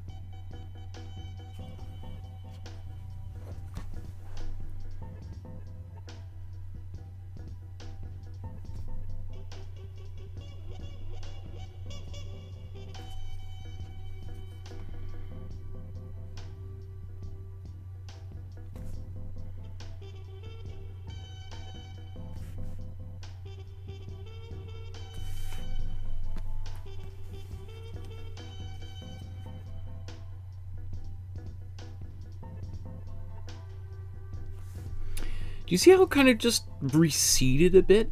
It's now not quite so prominently sitting in front of everything else. It's almost kind of like magic. I'm not too worried about making it super opaque. I don't care if there's a little bit of that black in there. After all, it's going to have some shadows and stuff. I'm just now thinking, okay, let's clean it up and let's... I don't want to have to kind of come back through here later.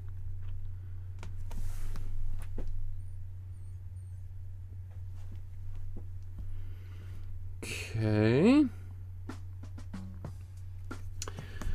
So, I'm happy with that. Let's just think about... Now it gets sort of like tricky because we start thinking about like where this spaceship is located in space. I mean, how close do we want it to be? If, for instance, I paint it with this same gray that I just used here, it's going to look like it is basically in the... It's next to this post. So this is kind of a pretty critical little moment here. In fact, I think I'm going to move on to the next step here.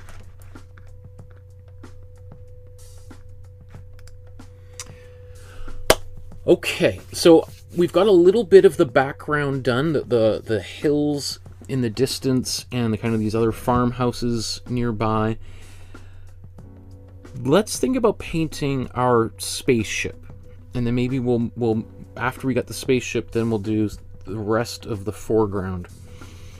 Now, this is kind of important because it's the color that we choose for this spaceship will determine where it is located in space. If we paint really warm colors and we add a lot of black to it, it's going to make it appear as if it's closer to us. If we paint a lot of gray and white and cooler colors, it's going to appear to kind of recede, or I guess this way, go backwards in space. And that will make big difference because it's going to determine how big that ship is, right? If we paint this with a lot of cool colors and a lot of gray, it's that same size, like right now it's this shape here, it's going to be huge. It's going to be like the size of a couple of football fields. It's going to be massive. If, however, we paint it with warm colors and we put a lot of black into it, it's going to appear close, very close to us, and it's actually, instead of looking massive, it's going to look like it's the size of a dinner plate, right? So that is very exciting. It can be maybe for some people kind of like, whoa, okay, I don't know. So, how big do we want this thing to be? And I might not even know until I get a little bit of paint on here how big it should be. Let's paint the top And we'll just sort of work our way down to the bottom, and the bottom will be mostly where we might use this same color we just have here. So, let's just clean this off. This is the kind of stuff I find absolutely fascinating, how color theory will really impact the way that someone looks at this, and they don't even have to think about it. They're not even, people when they look at it aren't going to be thinking about it, but it's going to impact what they perceive. So let's start. I'm going to use a lighter gray for the top.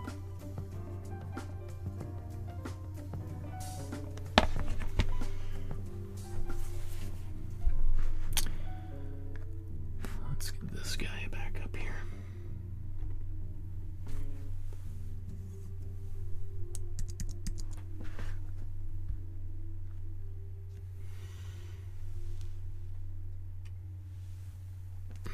Okay.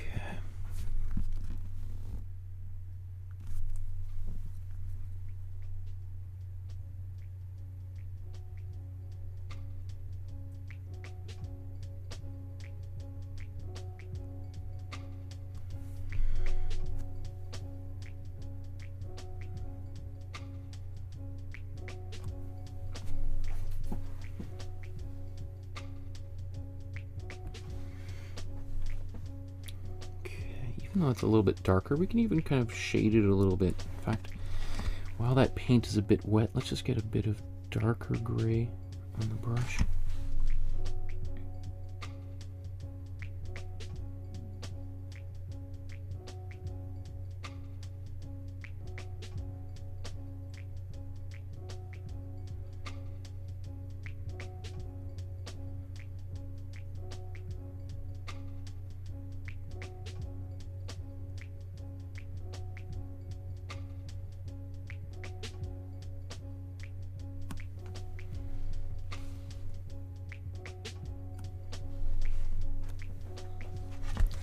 Lighter gray, kind of went a bit too far, had a bit too much of that on my brush.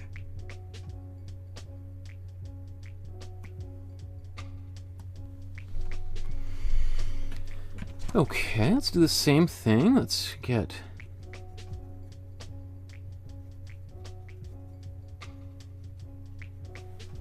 the next level here.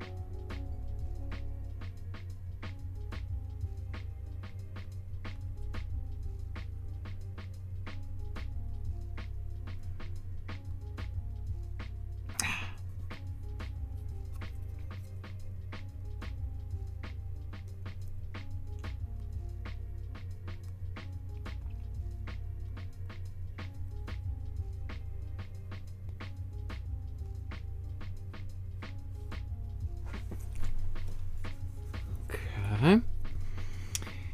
And then I'm just going to take a bit of my slightly darker gray.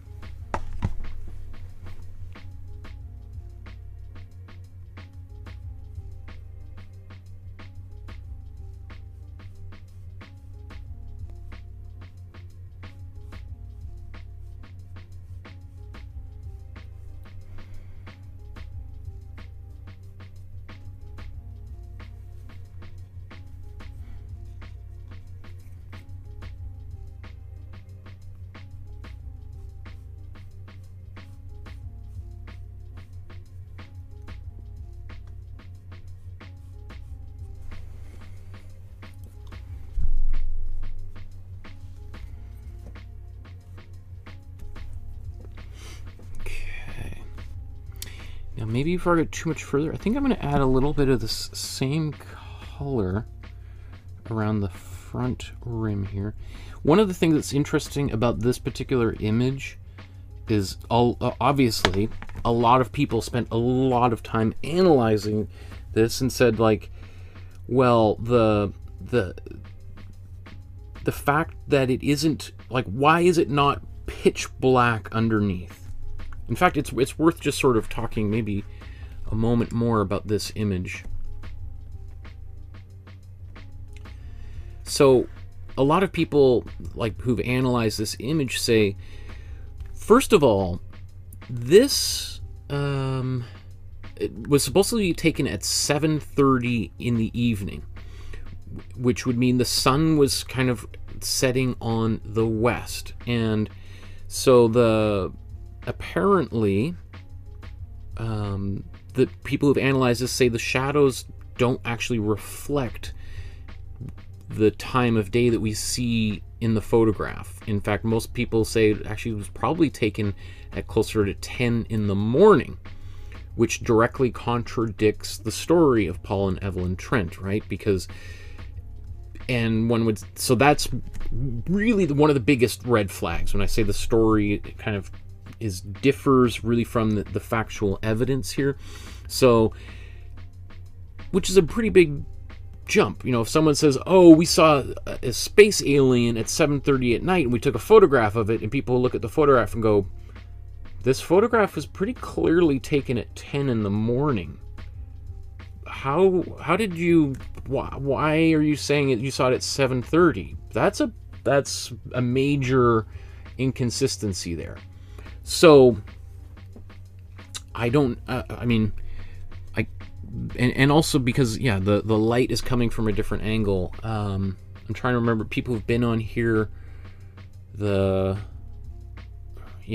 Anyway, the shadows are kind of going in the wrong direction, to suffice to say. So the other thing too is, so maybe why is this not as dark as the dark areas down here? Some people would say, well, that actually shows the atmosphere sort of giving a bit more of a muted color, as we, for instance, see with the far horizon. Anyway, I'm just gonna keep on painting. I want to get this darks, or start kind of getting a highlight on this far side.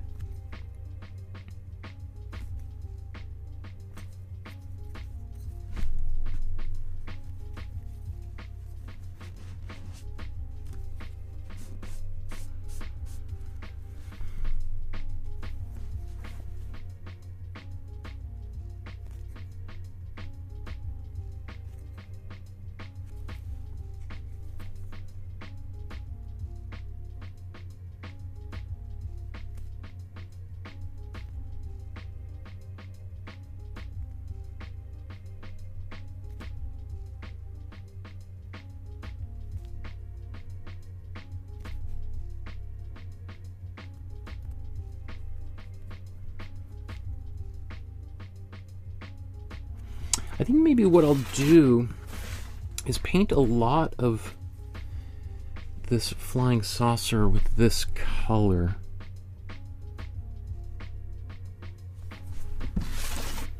And then I can darken it maybe with a glaze. That might be the best way to do this. Oops, sorry.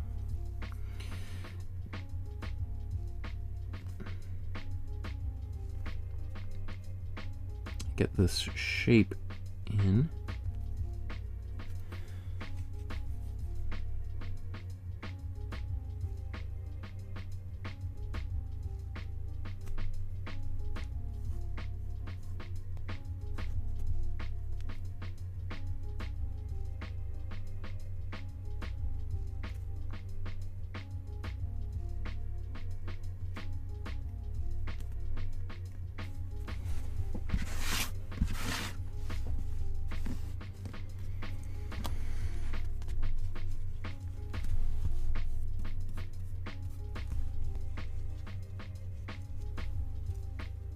You can see some of the color coming off this brush. Where's that red coming from?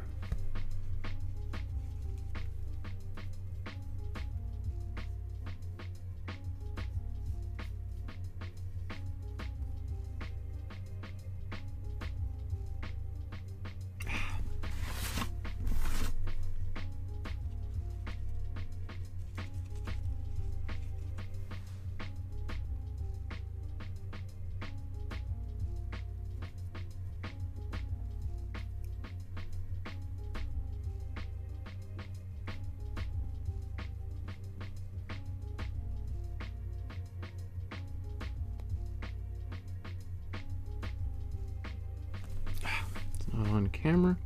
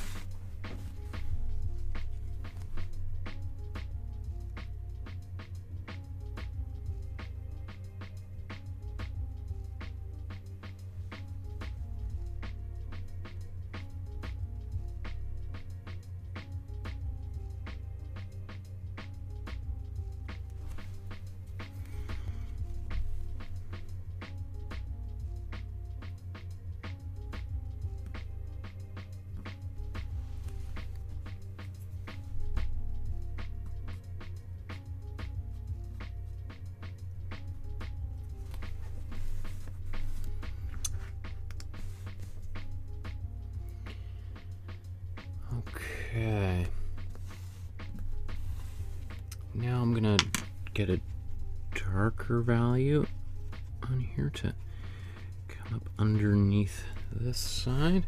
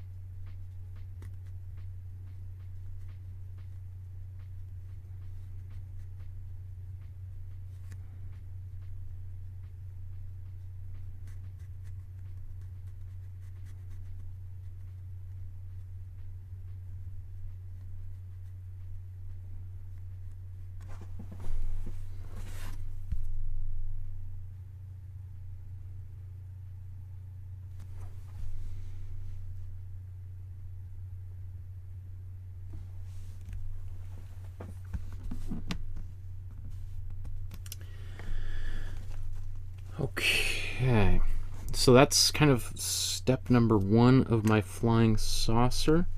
Kind of looking at the shape. Does that look reasonable?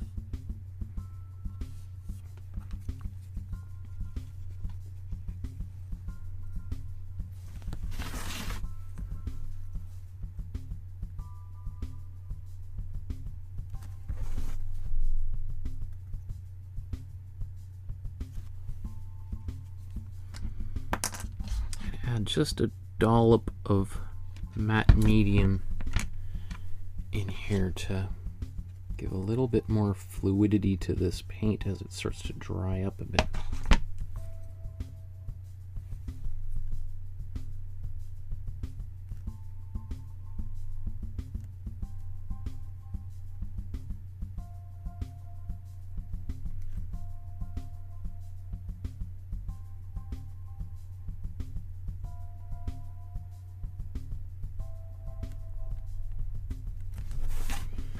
Trying to very delicately expand that bottom side here.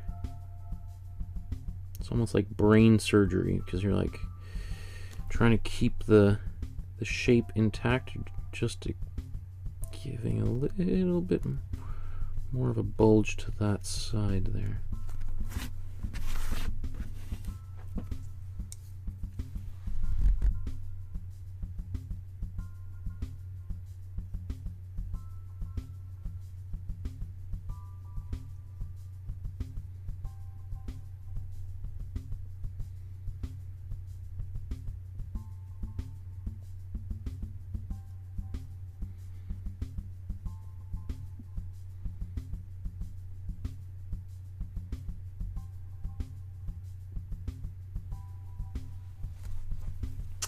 Okay, I'm not done. I'm not done, but that's I'm on the road.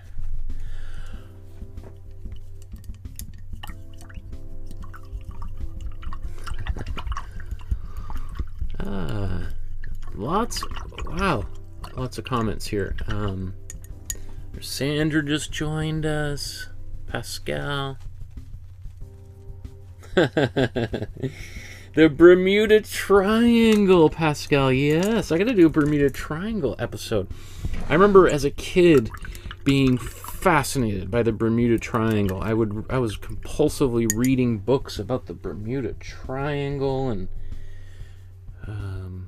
wanted to go to the Bermuda Triangle, but afraid that maybe I'd never come back. And you don't hear much about the Bermuda Triangle anymore. I remember as a kid, it was just like, I don't know if it probably just my imagination has always been pretty outsized. Okay, so I'm going to blow dry this, and then I'm just going to glaze with a darker color underneath. That way I can really nice softly blend it out, because we want a kind of a pretty dark underside to make this convincing, right? So let's just...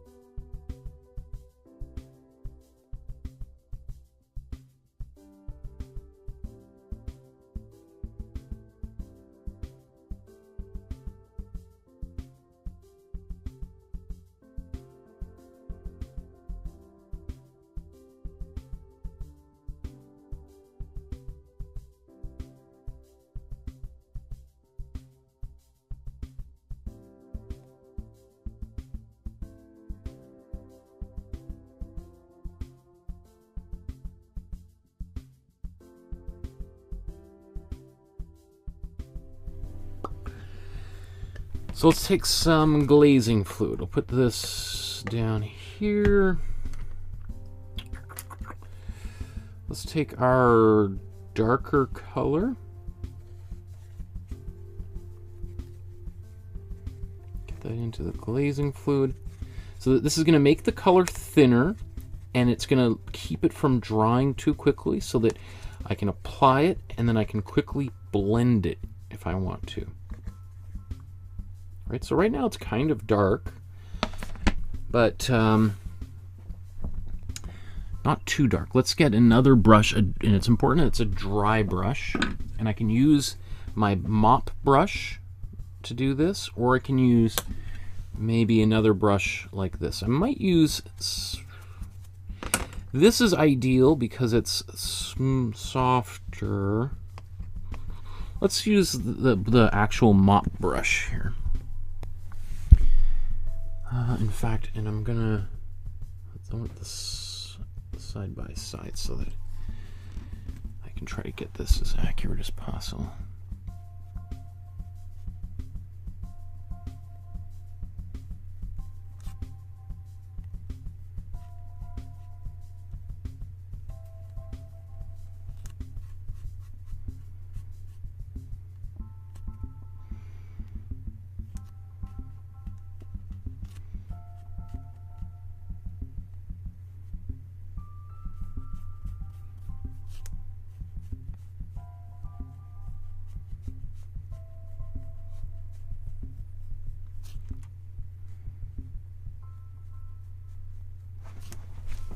Okay, so use my, I don't want to get into this area there.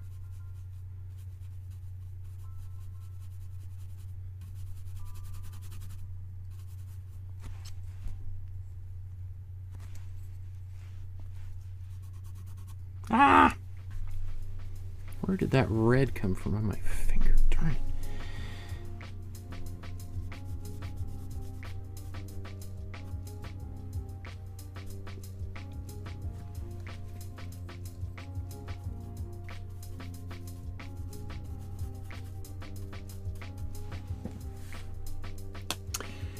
So that's a good first little layer there. Let's blow dry that, and then we're going to do that maybe a couple more times till we get the effect we want.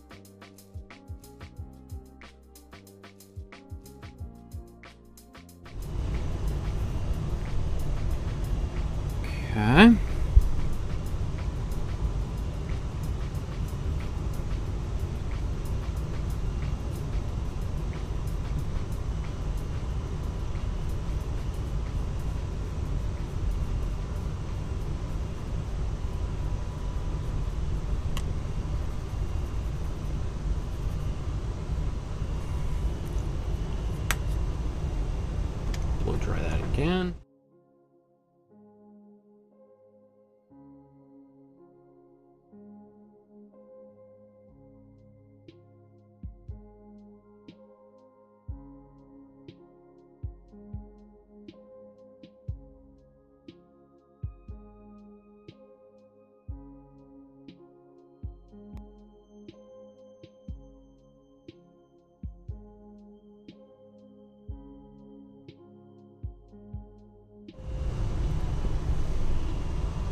And so I can just keep on doing this endlessly until I get the desired darkness level that I want.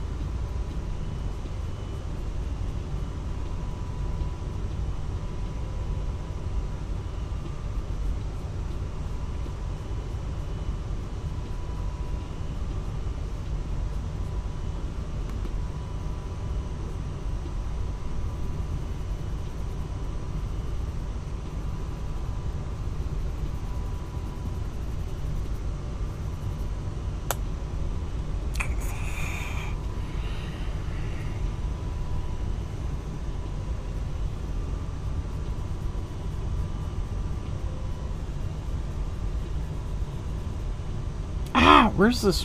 I gotta.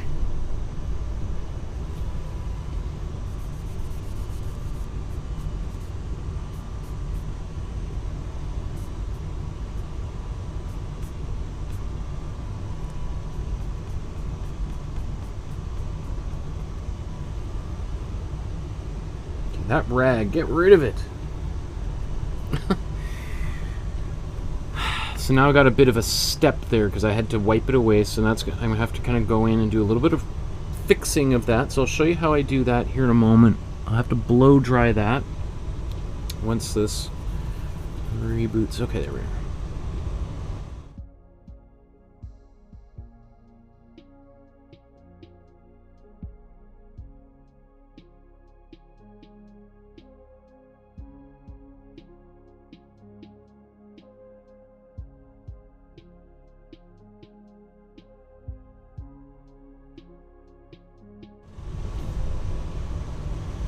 So to kind of fix a little bit of that, I'm going to take this fluid and just sort of go into that area.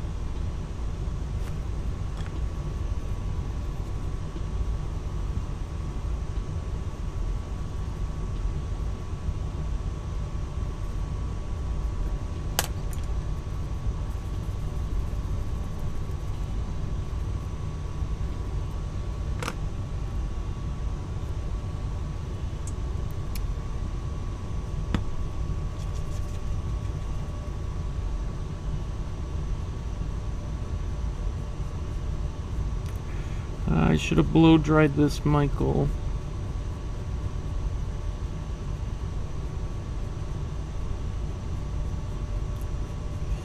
What are you doing?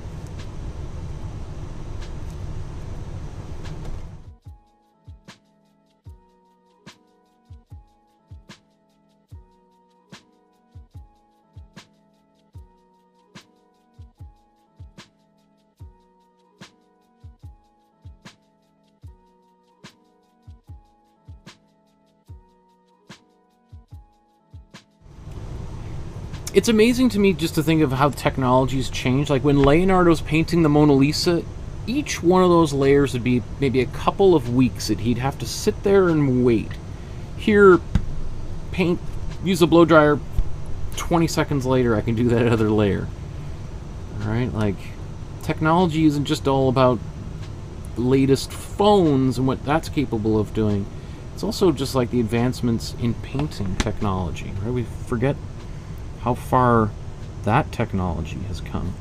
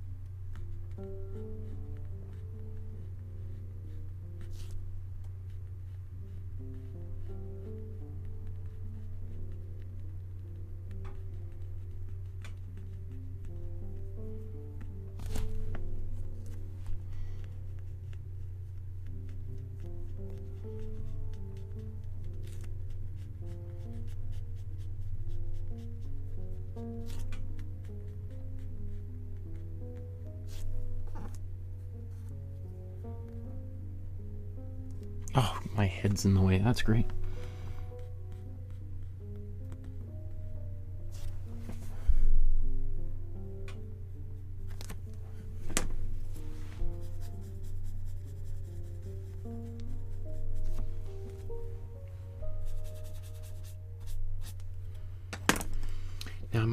Now at the point where this glaze is that's as dark as it gets. I'm going to make it just a little bit darker. I'm going to blow dry this and we'll go maybe one more step.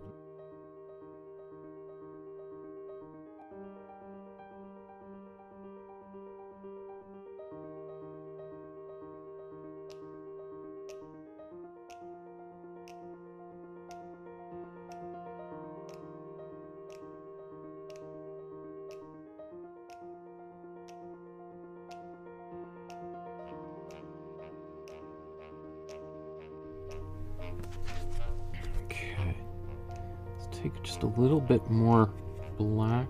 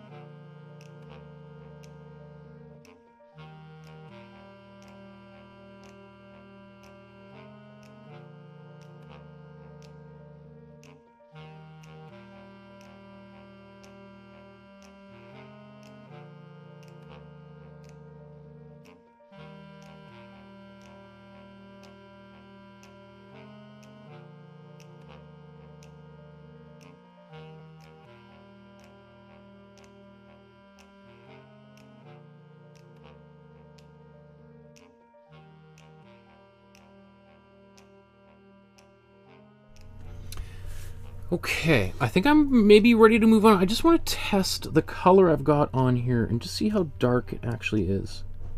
So it looks like it's about exactly the same darkness as this post, right? Which is interesting because it may or may not actually seem like the dark area is quite that dark. I'm just going to add a tiny bit more.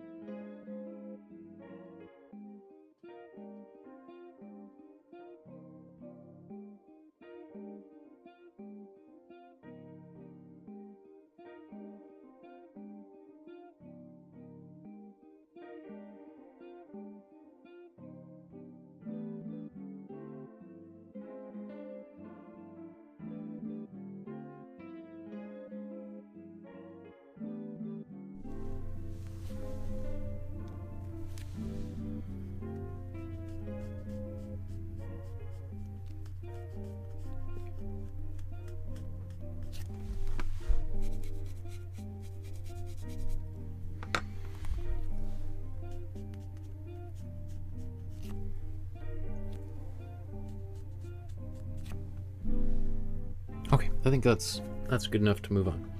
So let's just clean that brush. Let's move on.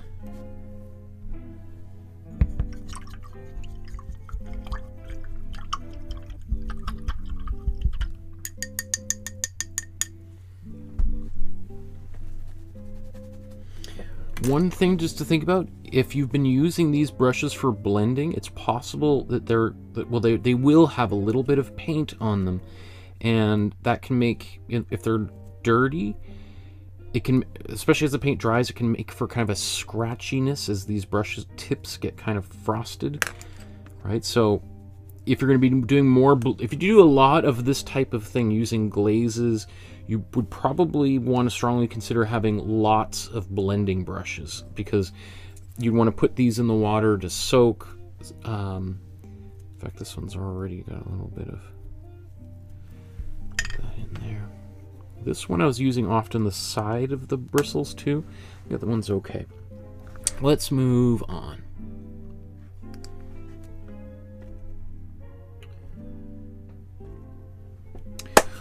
Okay, so I've got my flying saucer done. I've got most of the background done. I want to come down here, finish off the kind of the grass and the fence, and I'm going to use a different set of colors for that.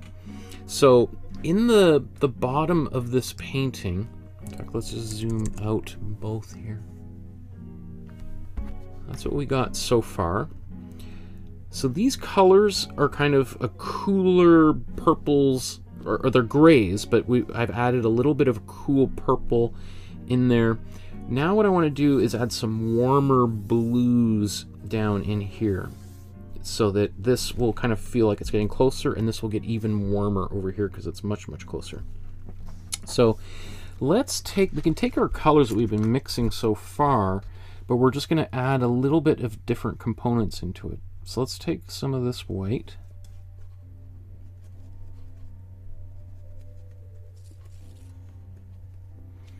Add some of this gray, or black to it to make it turn into a gray.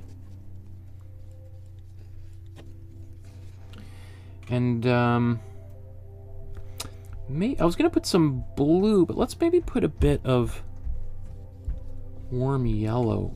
Ooh, that was a lot. That's That's a lot.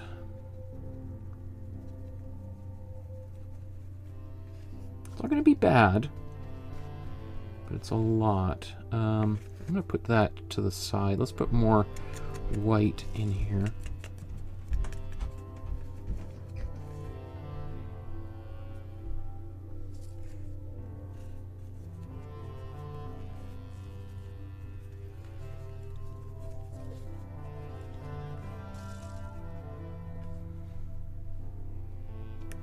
Okay, I'm going to use this for the posts, for the fence.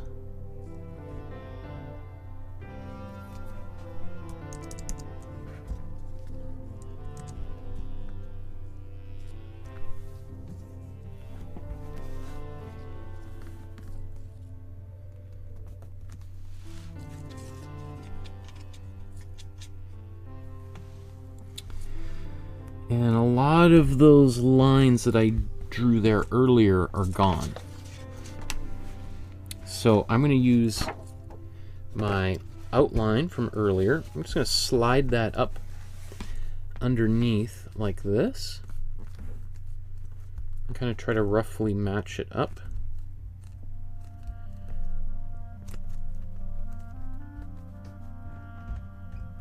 Alright, so now it's going to tell me where these lines need to go. So in fact, I'll just do this. I don't even need the other image for reference because I can kind of use this here.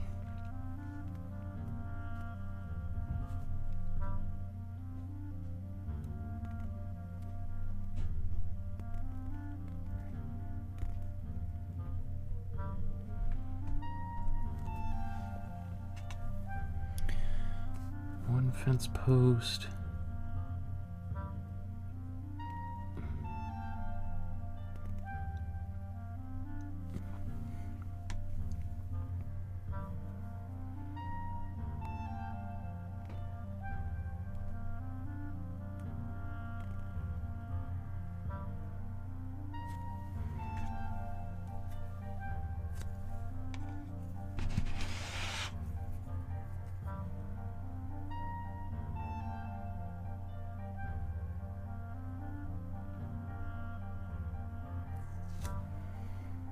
So in some ways this color is actually quite similar to the color we have in the background because of that yellow in it. It is sort of creating that same look.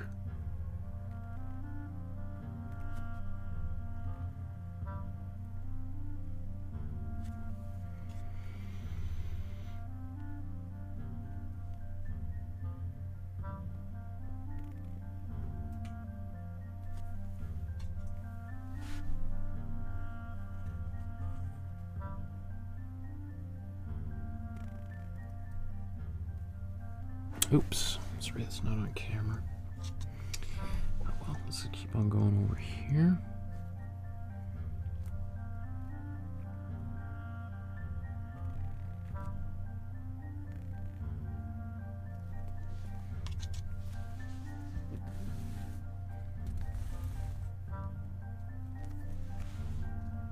I'm also sort of making these posts not all totally vertically. I'm making them not all vertical. Some of them are slightly diagonal and they're kind of sloping in different ways.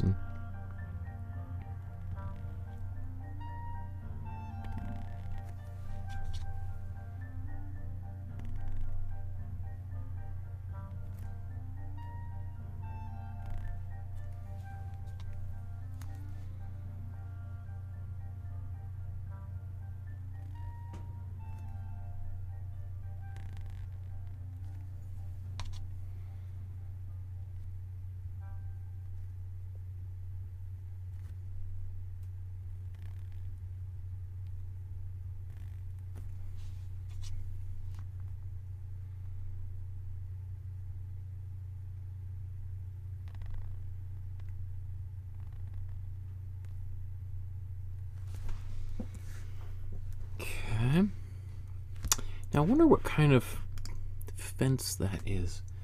Can we see?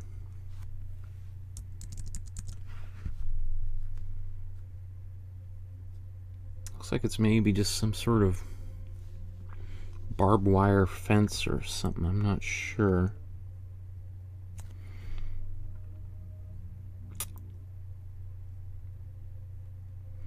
So how about we'll make it, I'm going to make it a gray, a little bit darker than this, but obviously not so dark that it just disappears in behind there. So let's just take maybe a little bit of this.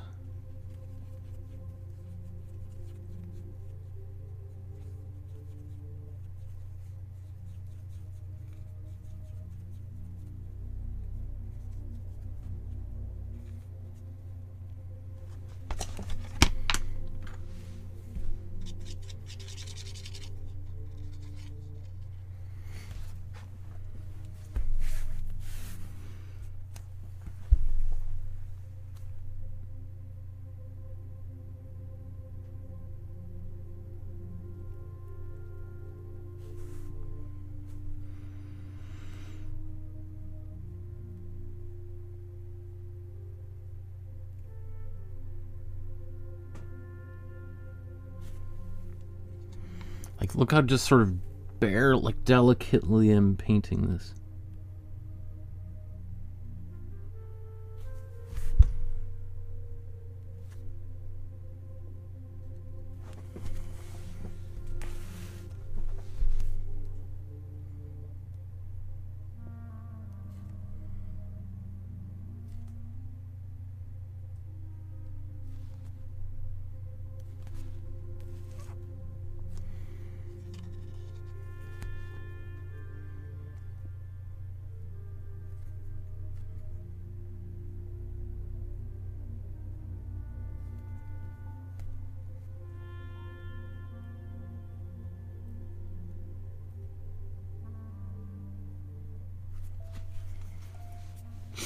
Do we want to do another row? Let's do one more row underneath there, because it doesn't make sense to have a fence like that and just to be on the top. Like, what is it really preventing from getting out? Should we do more? How about let's do 3?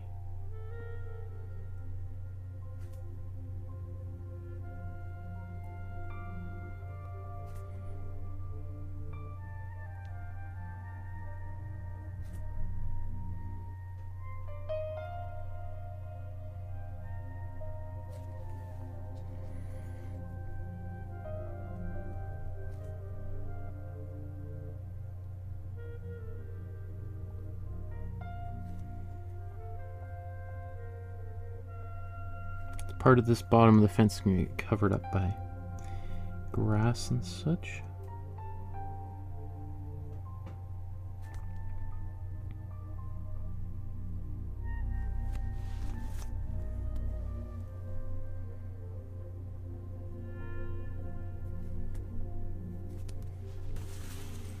So some places, you know, we're just going to get the reflection of the light and it might be a little bit more visible than others.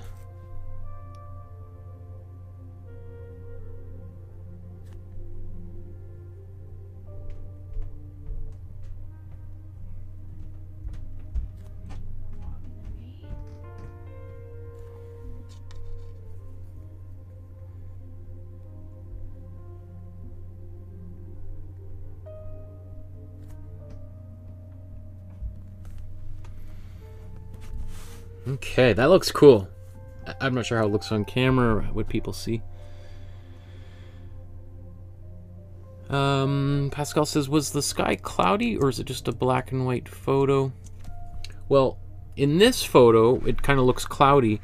Actually, in the research I was doing, it appears that it was actually a very clear sky at the time they claimed this photograph was taken. Some people have said, well, the reason why maybe the bottom was obscured a little bit more was because it might have been a little bit cloudy and atmosphere, you know, like the light was bouncing off the clouds.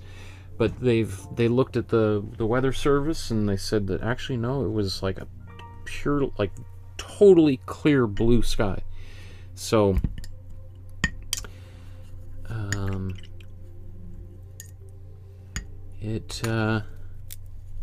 Who knows? Who knows what the circumstances surrounding this picture. The fact that they claim to have seen a UFO.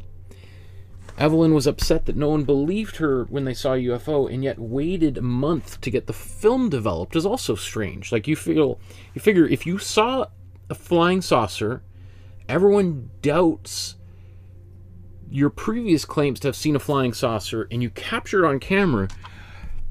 Would you really wait for Mother's Day, for the event, to take some photos, and then wait another month to get the photos developed?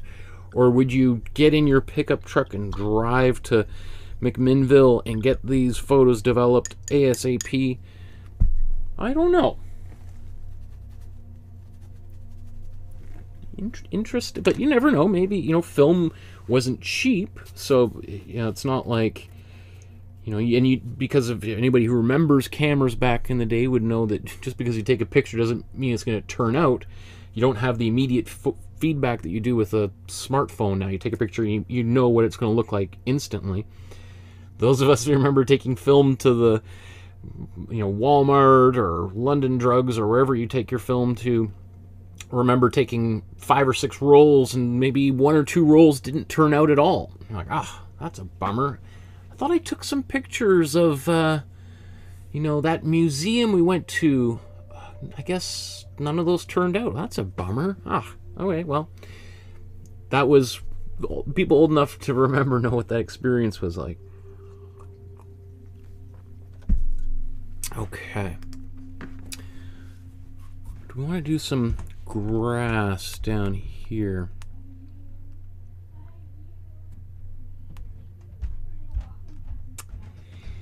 Let's do a bit of this grass. This will be a bit of a challenge for us. So to do this is going to be kind of tricky. I'm going to use this as an example. We're going to paint kind of like what we did up here. We're going to do a bunch of that down below. I wonder if I can, don't want to spend too much time on this, but let's maybe take a dollop of our warm blue. Mix this in here. It's got a tiny bit of a little infinitesimal amount of green. Oh, it's too much, Michael.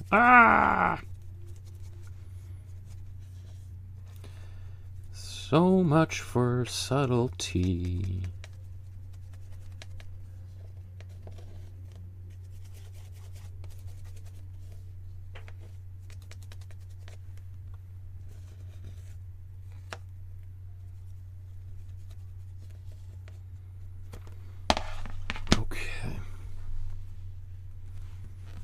Don't need this anymore, at least not down there. Let's take it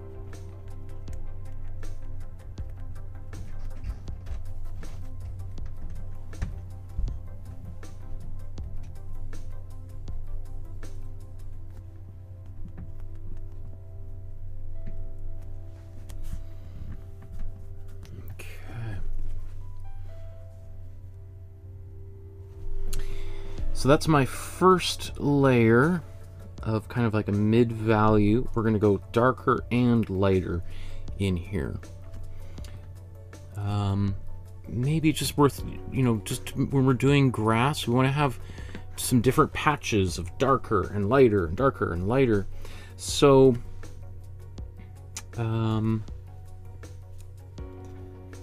let's see. Keep our mid value. Let's get some darker gray.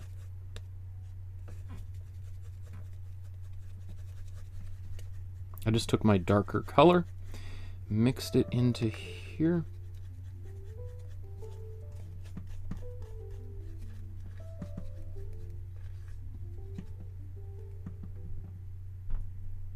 Just a little bit of warm blue in here. So I'm getting warmer colors into the foreground now.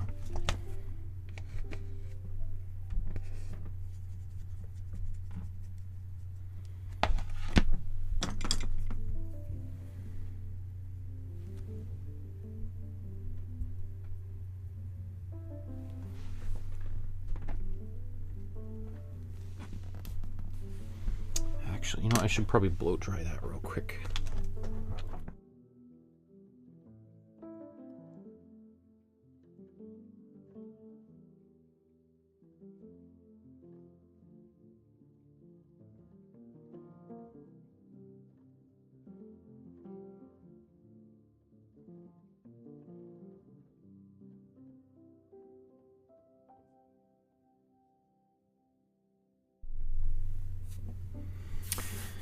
Donna says she would have wanted to finish the roll, or it would take like 10 days or more to get developed.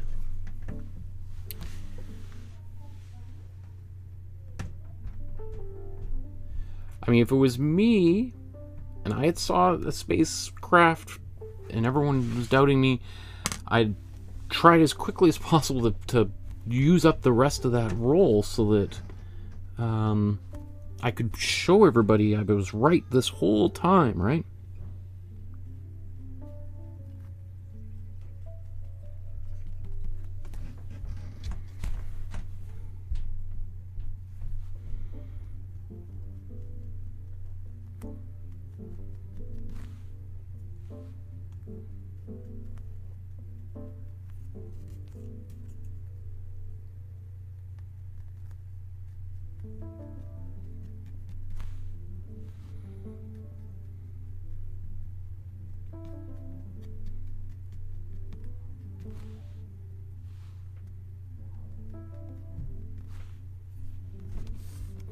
I mean, already, you know, this is kind of coming into view as like grass in the foreground.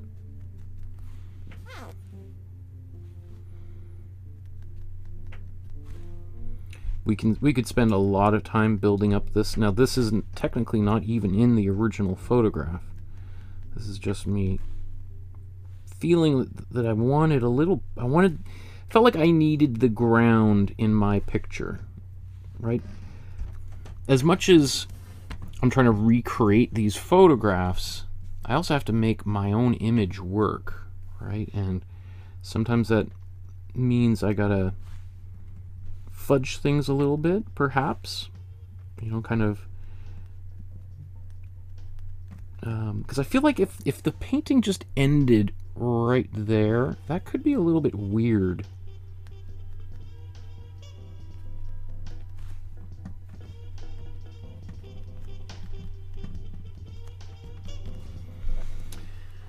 Okay, let's just do this again. Let's take a little bit more black.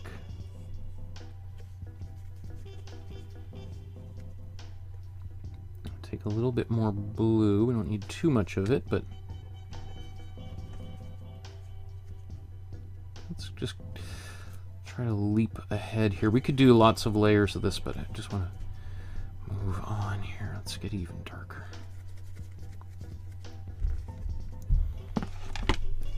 At the time here, gonna have to do story time and bath and everything shortly, so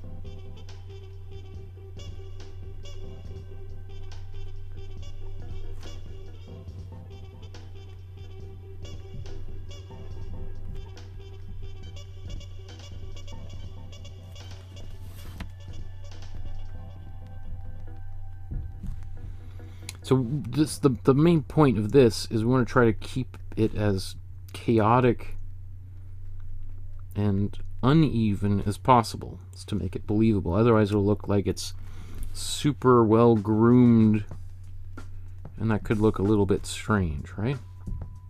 I mean, if this was a Versailles, right, well, maybe we would do our best to try to create a little bit more of an even grass, or if it was a golf course or something, right? Here we want more variety. Let's get even darker.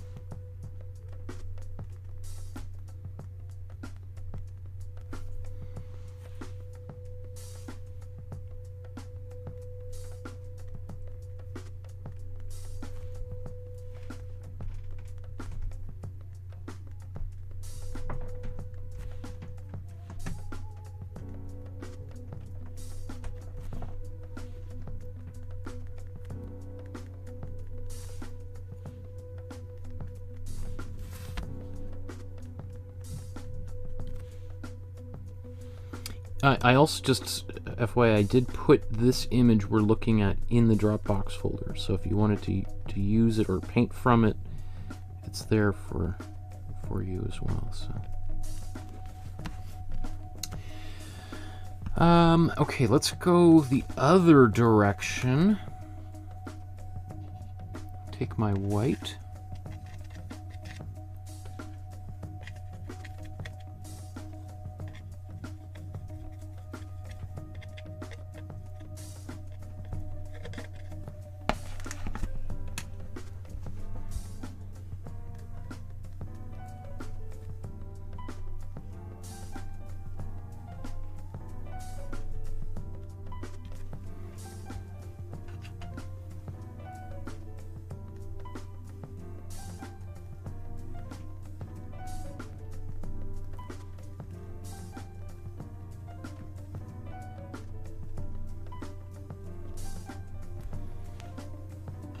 I'm not going to do too much of this, but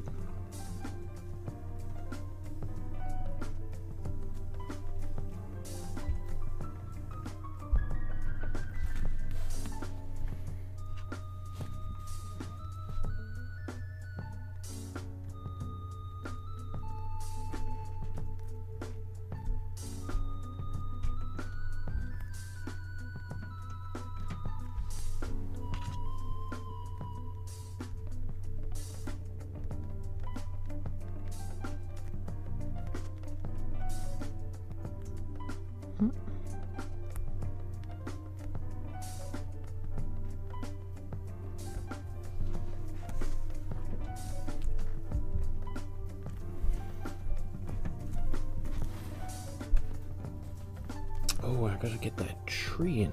Ugh. Time.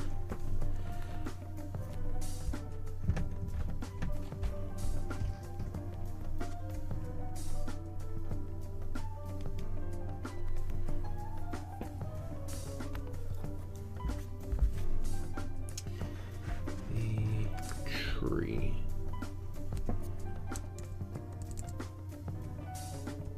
In my outline, I sort of describe the tree this way.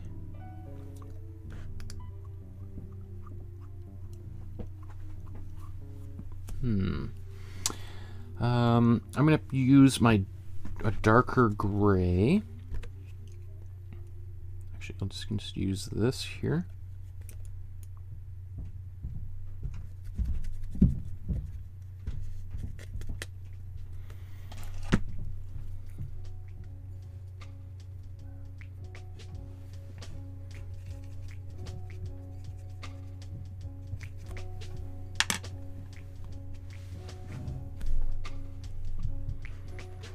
It is a pretty wild tree, so I'm going to use my illustration there as an assistant.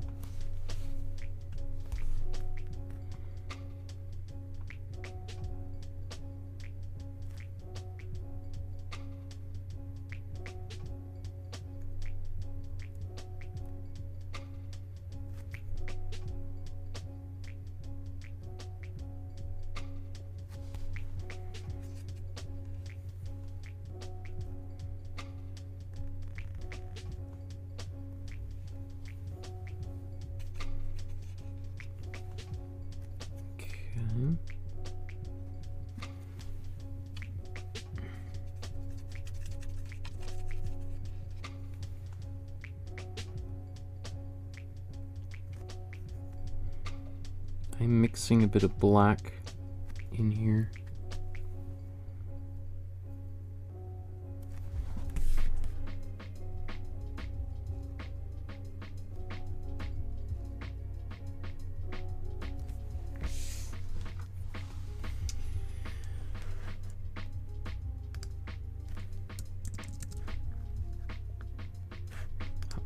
Here, what is this? This is pretty wild, untamed bush.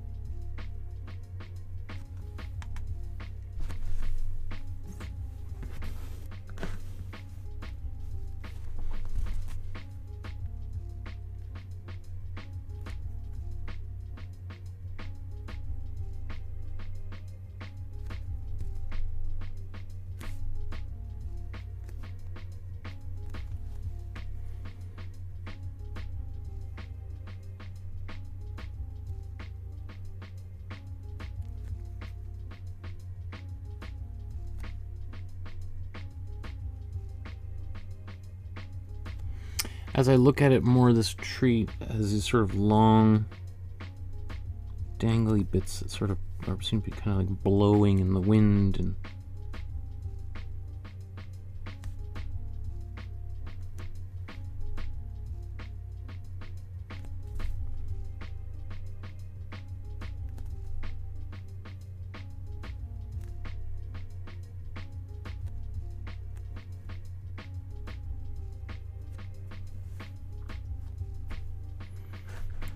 this photo again. That's from a different, a little bit later on in the season, right?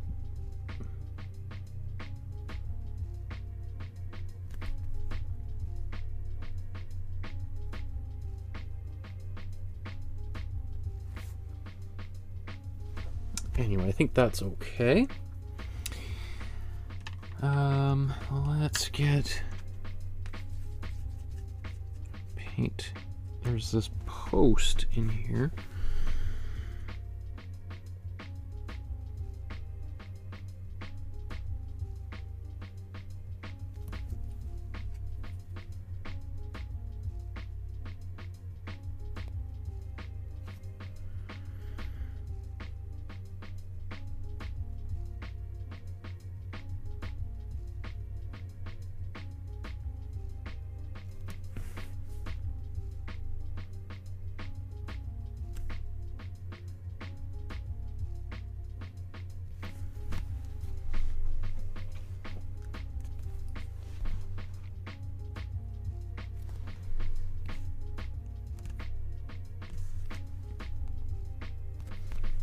Okay, so now what's left really is the house, and then we'll be done. So let's maybe back out just a bit.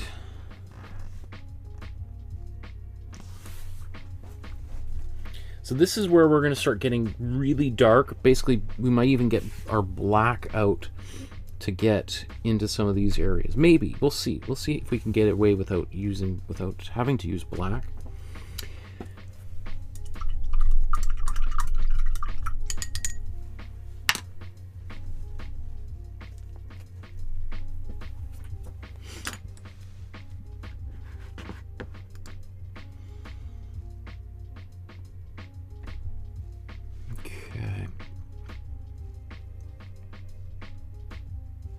So these are all going to be very dark.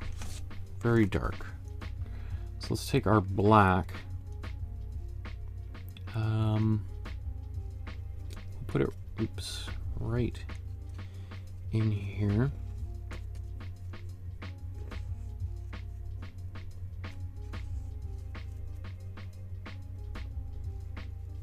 Let's get some warm, in fact, let's take some warm red. Put a little bit of red in here. We haven't used red except by mistake, so that will get a bit, just to create more differences. Why not? If we're going to use a little bit of color.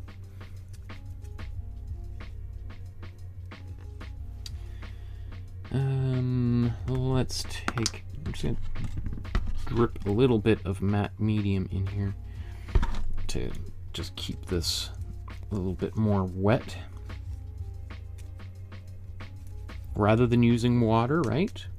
Hint, hint. Those of you that love to use your water.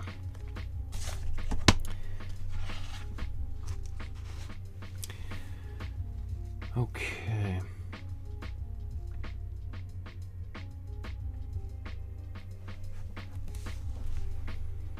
Let's go to a smaller, well, you know what? Let's just fill this in.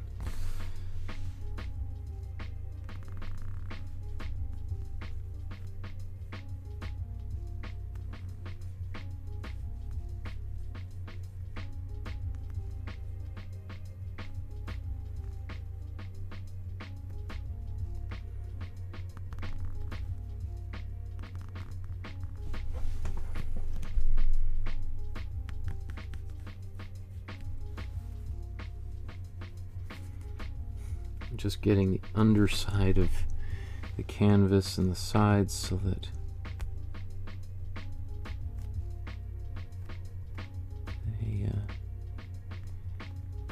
I don't have a little bit of a halo of white or something underneath there.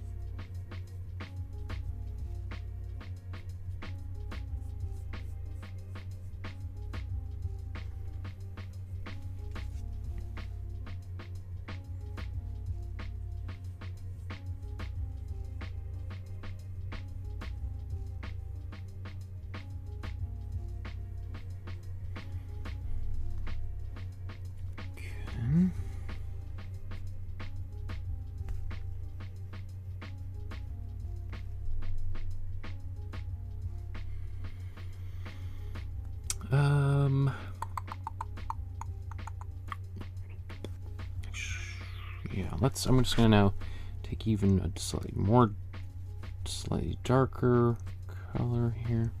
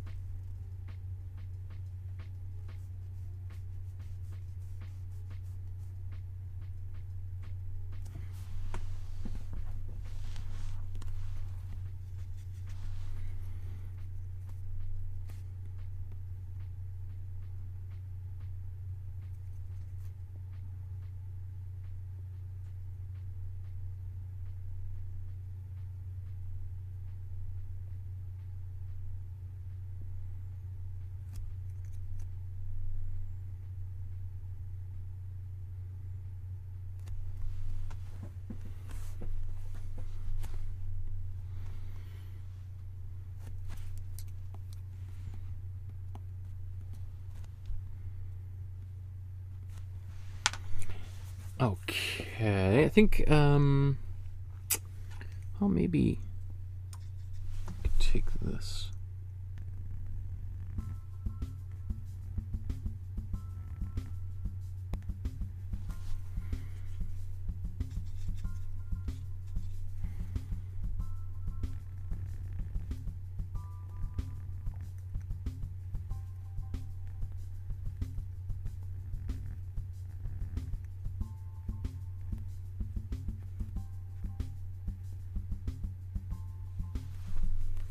holes just keep getting wider and wider.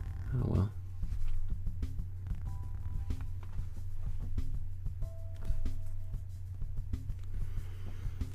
Okay, let's do inside here. Let's take this color. I'm going to get some more white.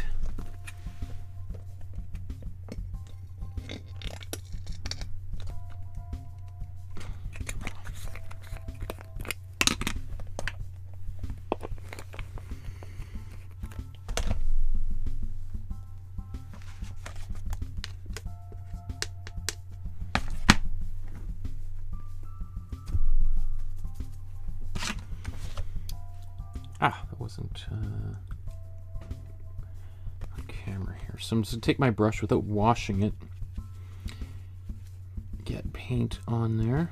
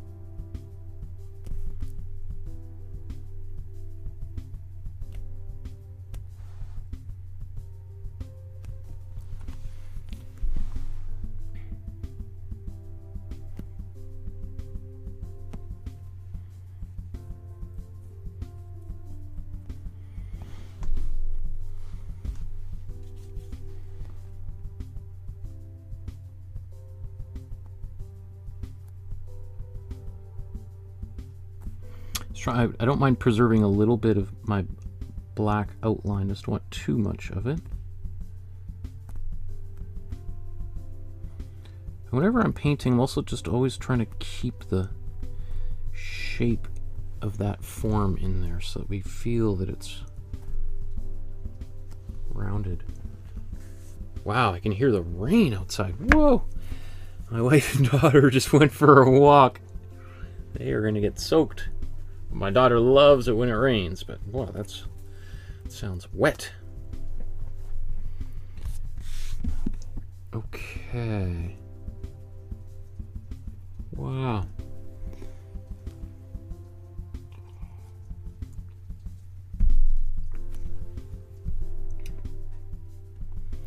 Paul says, why can't we hear the music?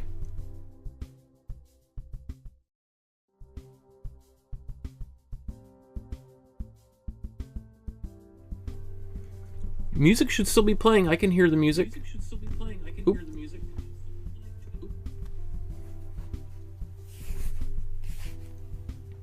It's just probably a part of the soundtrack that's a little bit more muted. But thanks for letting me know. Sometimes it could stop like that, so. Okay, let's get, what should we do next? Let's do maybe a little bit more, some reflections or something on here. In fact, actually, let's just blow dry this.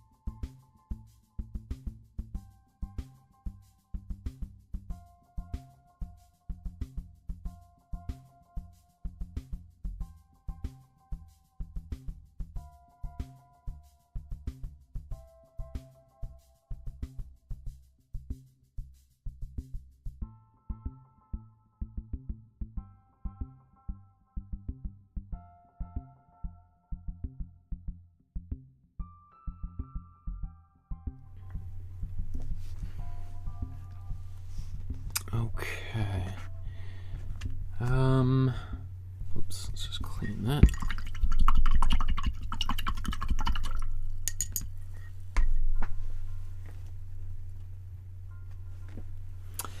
So let's I'm going to put like all these reflections in here. We'll get our glazing fluid out.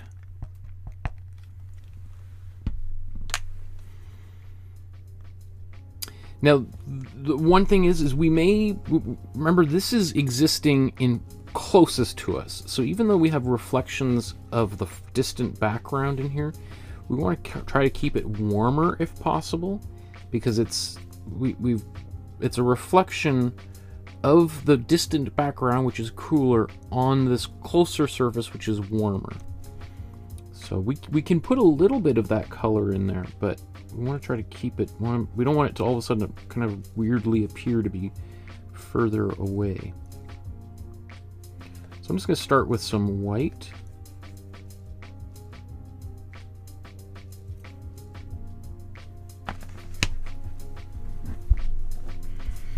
And again, I'm going to have a brush nearby for blending.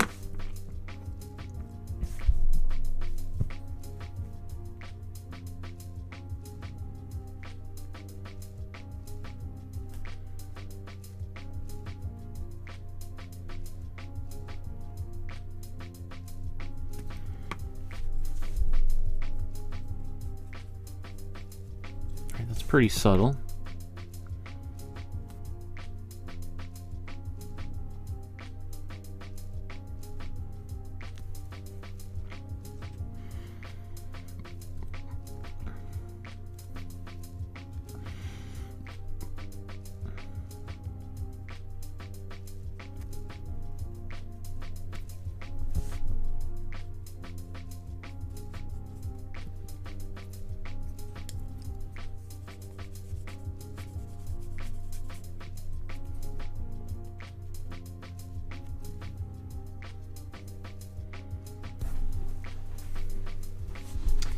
Blow dry.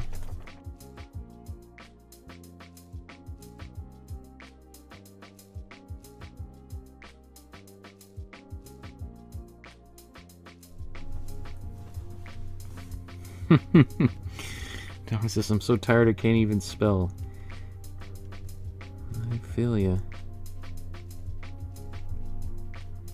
You said that you could hear music. I appreciate it. Yeah, sometimes it's just, maybe it's a little bit different on different computers, or there's definitely quieter parts of that soundtrack and some that are much louder. And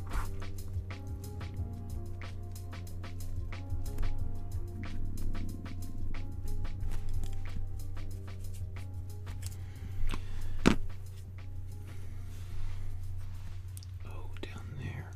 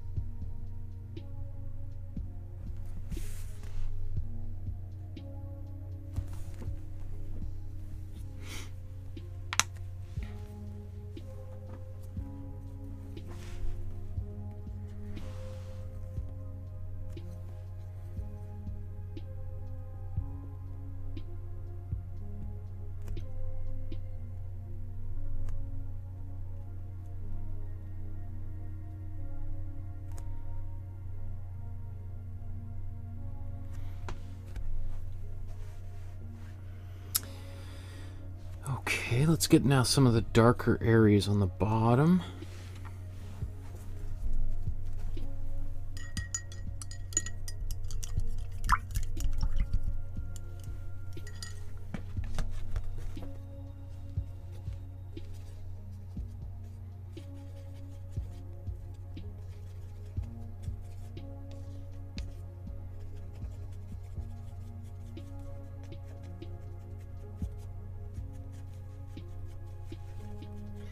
Just mixing a darker color into this. Actually, let's blow dry it.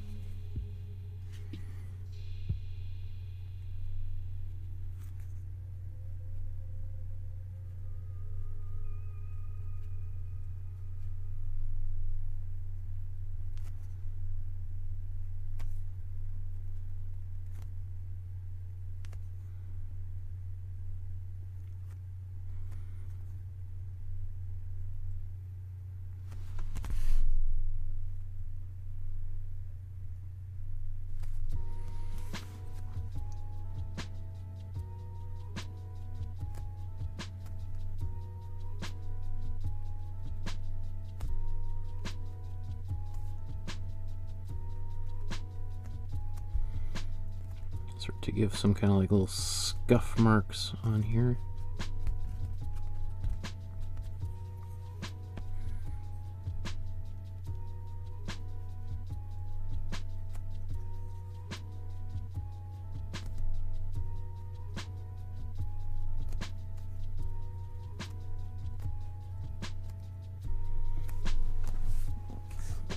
Okay.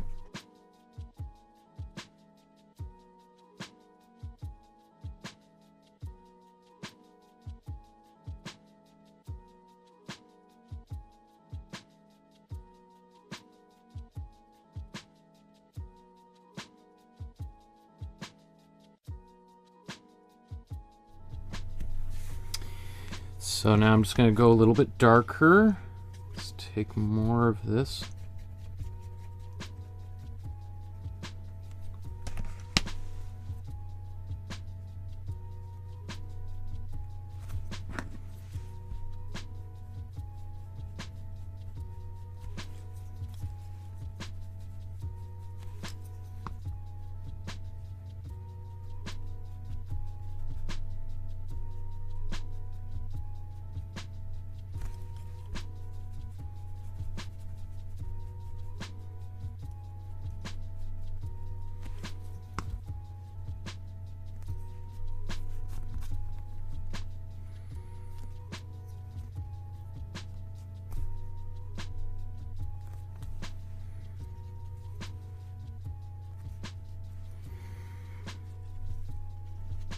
Okay, now I'm just going to start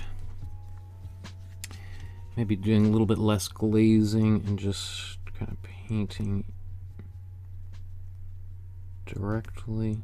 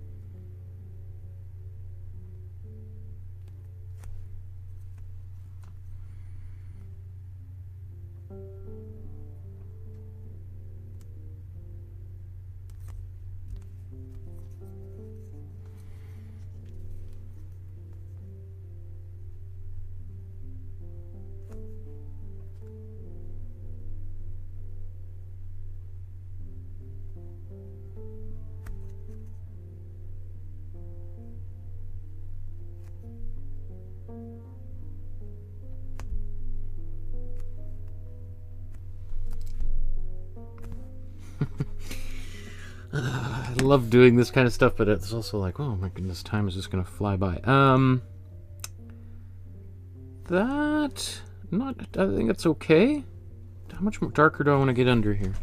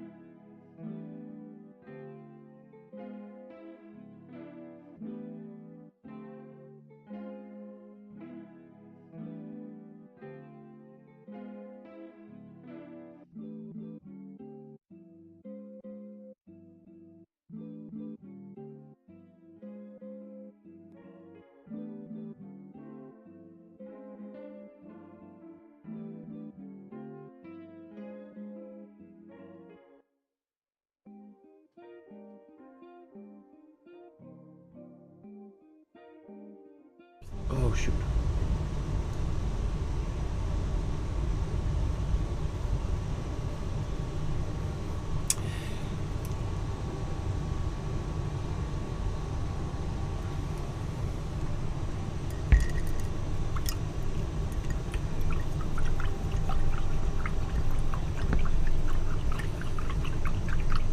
So I'm just going to do a little bit more black. In fact, I'm just going to glaze with the black underneath here just to darken it.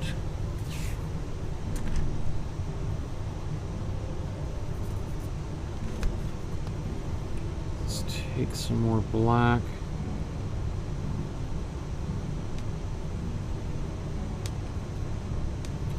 Glazing fluid just to...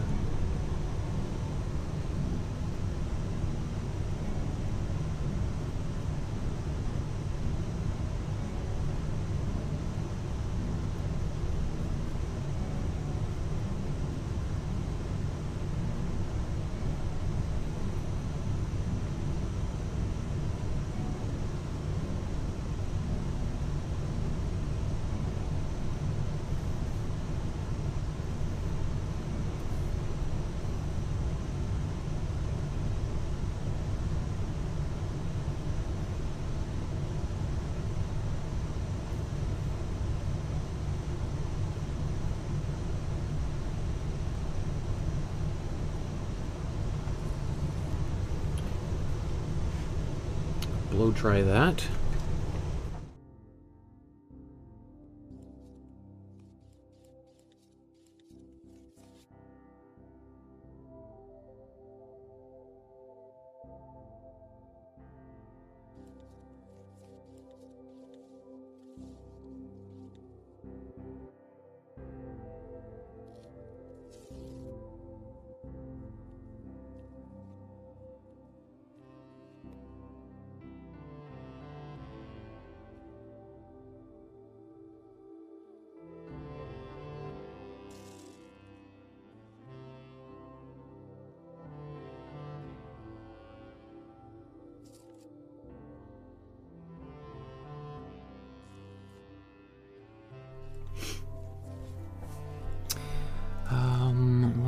I'm going to do a bit more.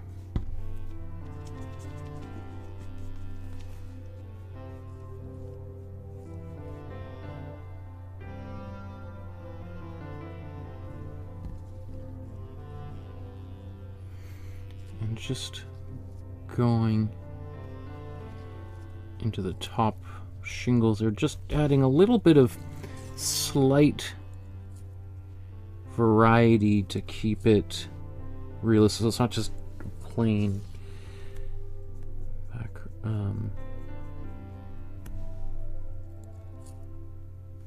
That's pretty good. Okay.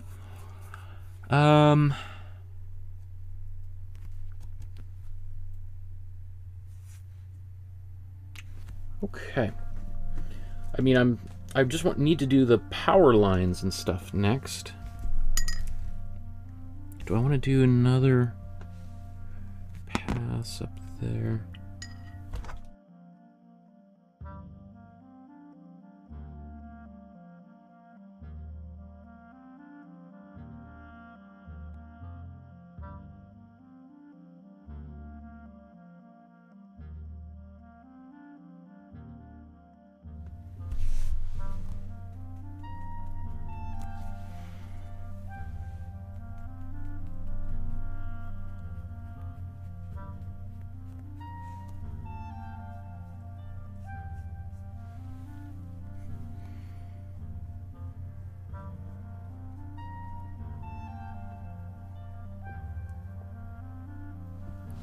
Get those areas even darker.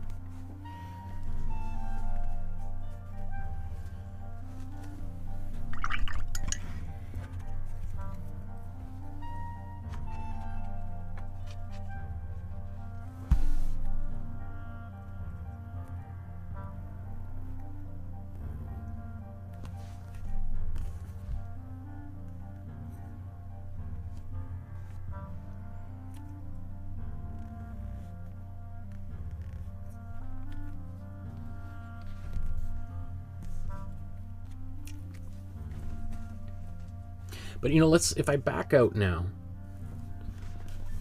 and we just look at this painting, you can see how that black really pushes this forward to the point where now I'm like, you know what, maybe I need just to go into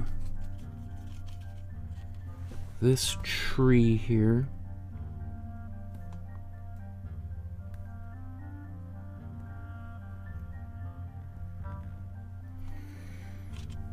And darken that a little bit.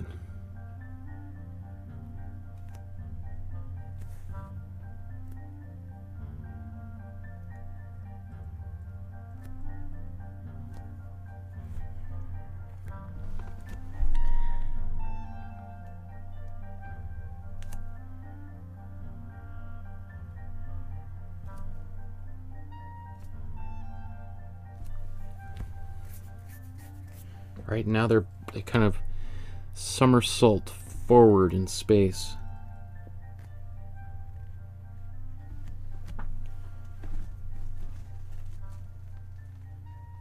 I mean, that looks pretty big, right? I mean, because it's the same darkness as some of these areas. So you're like, wow, if that's the size of a house, then it looks like we could put, you know, 1, 2, 3, 4, maybe 5 houses wide. That's the way it looks to me. Now, I guess the last thing here before I wrap up is some of these wires and cables and stuff. So we could paint it, or we can use a Posca pen. Let's look at what options I have.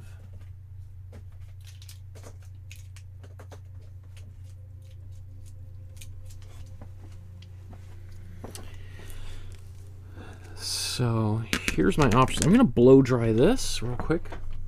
Ah! Okay, well that thinks... So I've got... In fact, let's... thought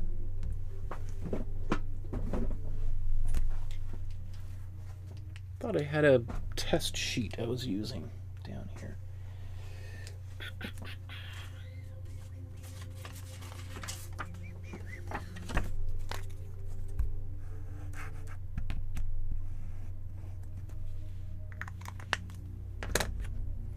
Got white. I don't think I'll use white, and I got black. So this black, I think I'm going to use for the cable right up top. In fact, let's just take a look. So I think I'm going to use black for right up here. That's going to make these cables look right in the foreground. They're just going to leap forward. My gray... I think I could probably do most of the other cables with gray. I was going to paint it, but you know what? We're looking at 3.5 hours here. Let's pick up the pace, Markowsky. Let's get going.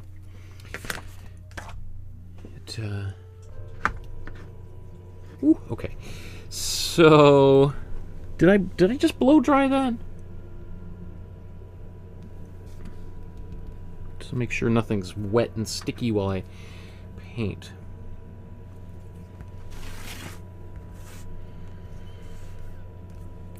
Okay.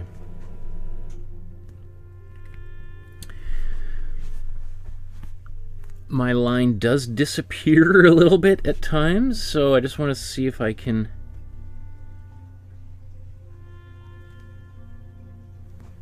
Let's just also make sure it's ready to go. Okay, good.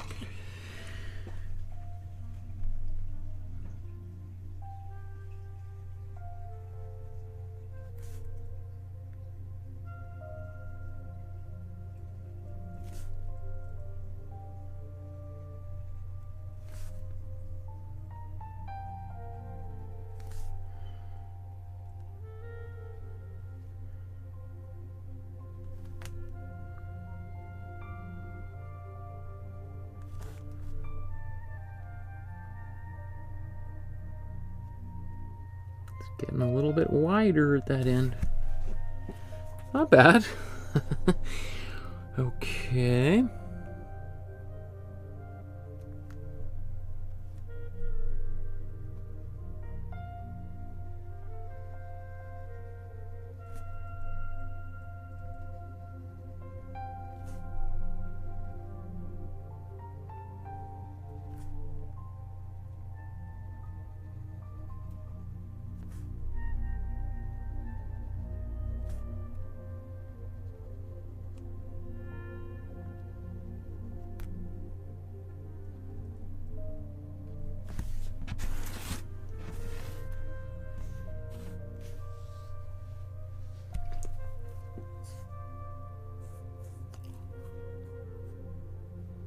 That's cool. It definitely, you know, puts it, it sits in front of this spaceship, so that's cool. My gray now.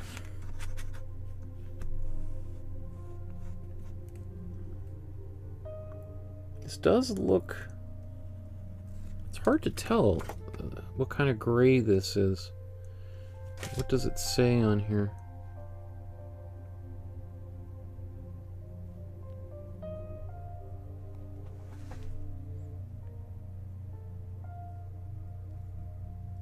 I don't even see. It just says gray. I was hoping it would say something like yellow, gray, or whatever, but that's maybe too much to ask. So let's bring both of these side by side.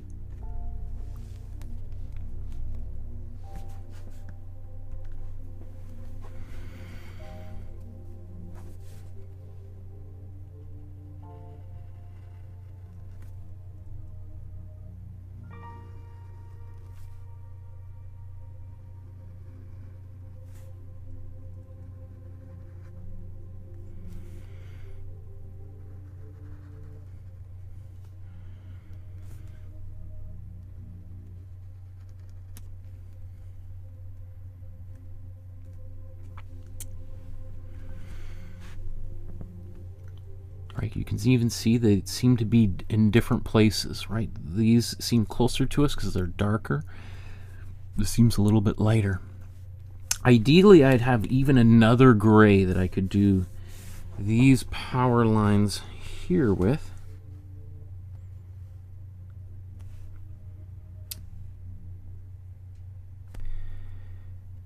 They're very hard to see.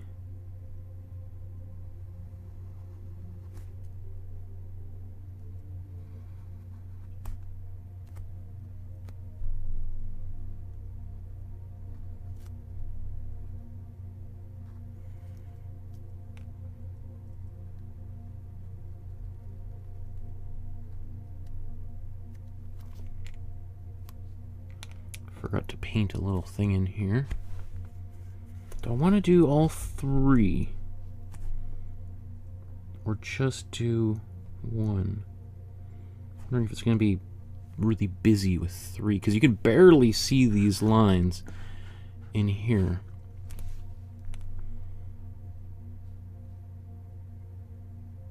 Let's do one. And then we'll do these other cables going off to the side here.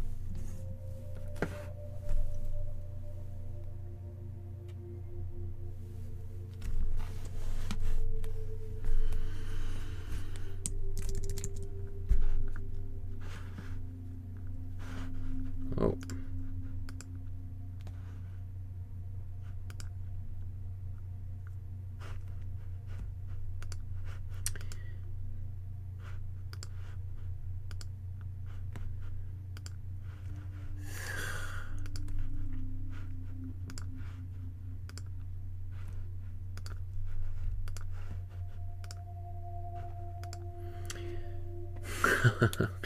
The Russian trolls were after me there again. Thanks for noticing that, Donna. The chat all of a sudden got spammed. Okay, let's come back to this here.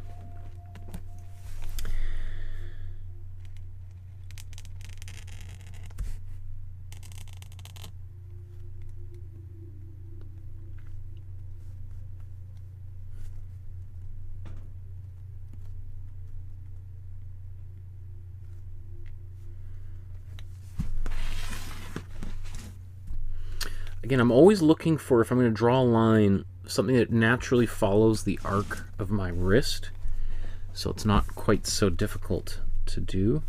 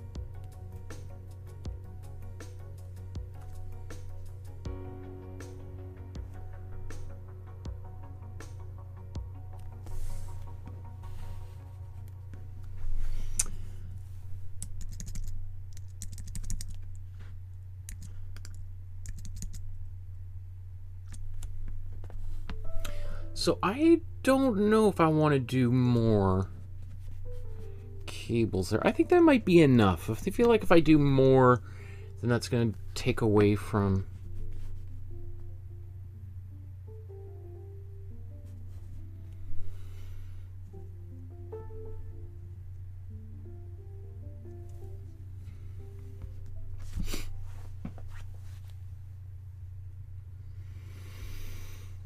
I do wonder now that about maybe actually darkening a little bit more in the grass as well. I feel like that's a little bit bland.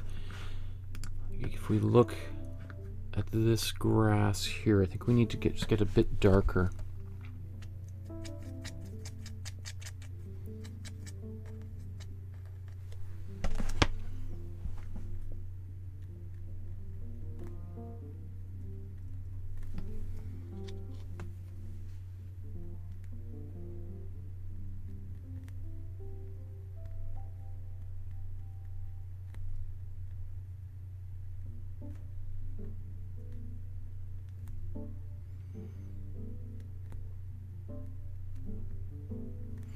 So I'm just doing very tiny little brush strokes here, and I'm actually kind of staying zoomed out because for me, seeing the bigger picture is more helpful at this moment than seeing the close-ups. Because now we're really just doing total finishing touches. I should have even put my finishing touches sign up, but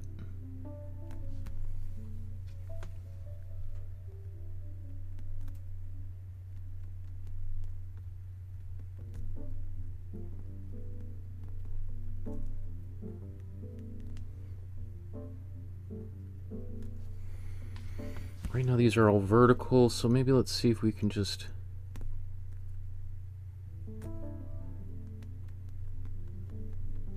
create like an area of a little bit more density.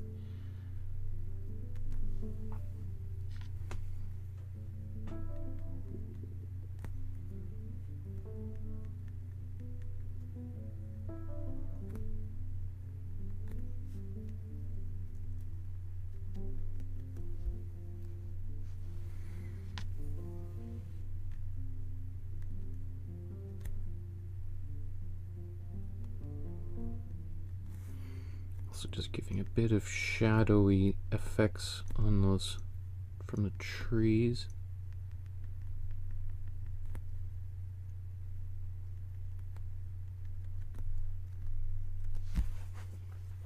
Okay.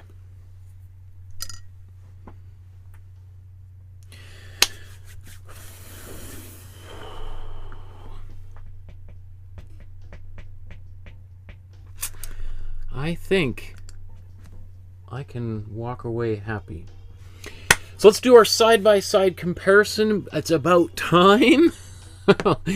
So if you enjoyed today's episode, please consider liking, subscribing, hitting that notification bell. I'm not sure when our feedback episode will... I was hoping to do Saturday, but I think I might spend Saturday setting up my computer because it's been sitting in a box behind me for 2 weeks, and this thing... So yeah, let's do 2 weeks from now, or not the next weekend, not this weekend.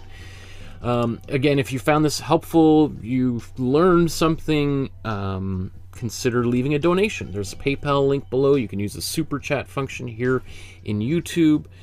And contact me if you want to make a donation via email or e-transfer, etc.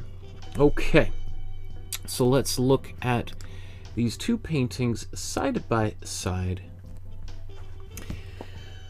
Or the original...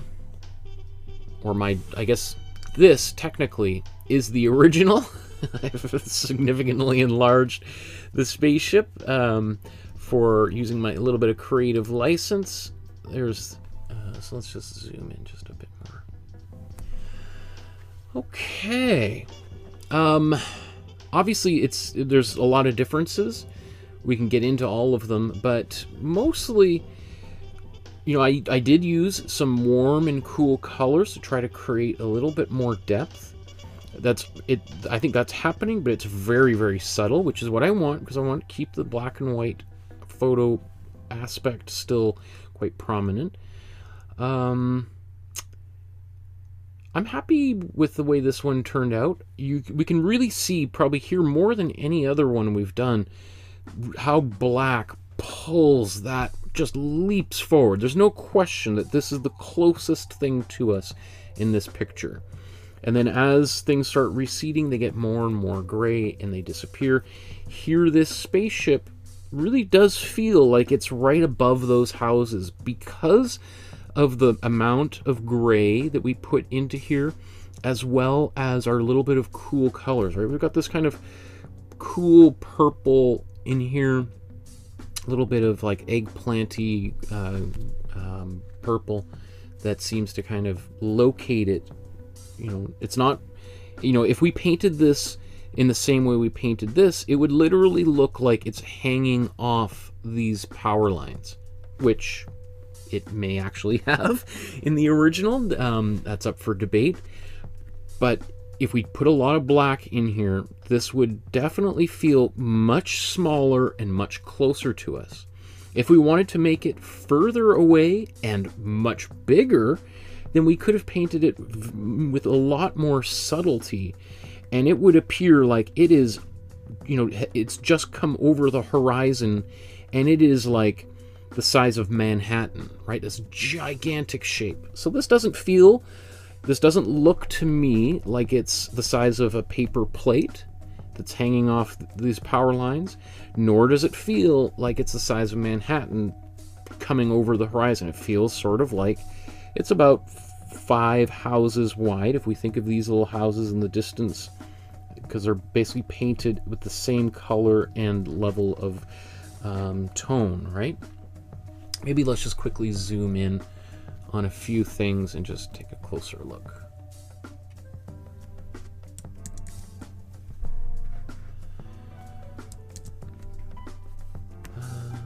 Let's go even closer.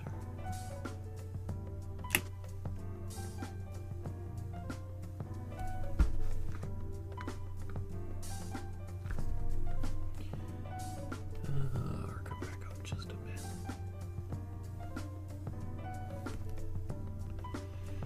So the flying saucer itself, I feel pretty happy with. Right? I mean, maybe I could have darkened it a little bit more on this side. Remember, technically the light's hitting it from the top right-hand corner. Let's look at the house down here.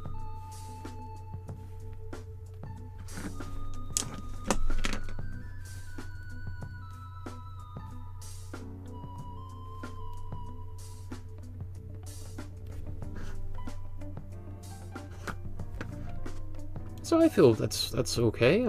I like the way that this kind of seems to have a reflection on it, right? Because we built up some of those kind of highlights as well as some of the shadows, and it does seem to almost sort of reflect the hillside and behind. But because we've got warmer colors here, it still feels like it's closer to us, right? You can kind of see those two things happening here, or cooler colors in the background here, and the warmer colors on there. Again, it's super subtle, but all those little subtle effects make a big deal.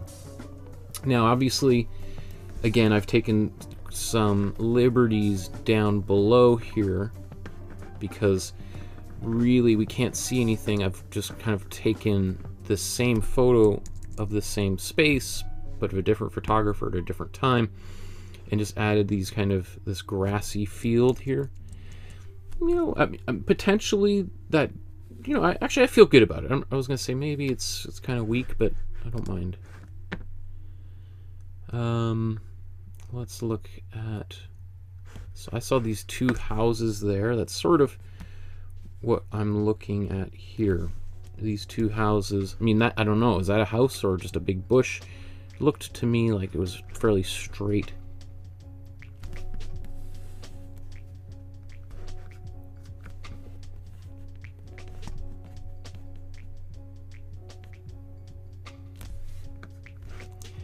And then our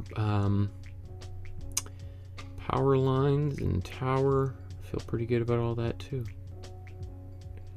So obviously, you know, I didn't want to spend too much time on that. So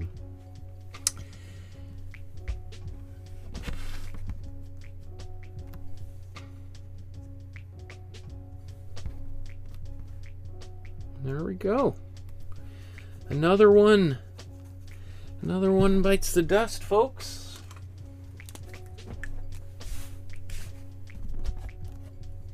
Just got to be careful of getting any paint from those Posca pens, which seem to take a little bit longer to dry.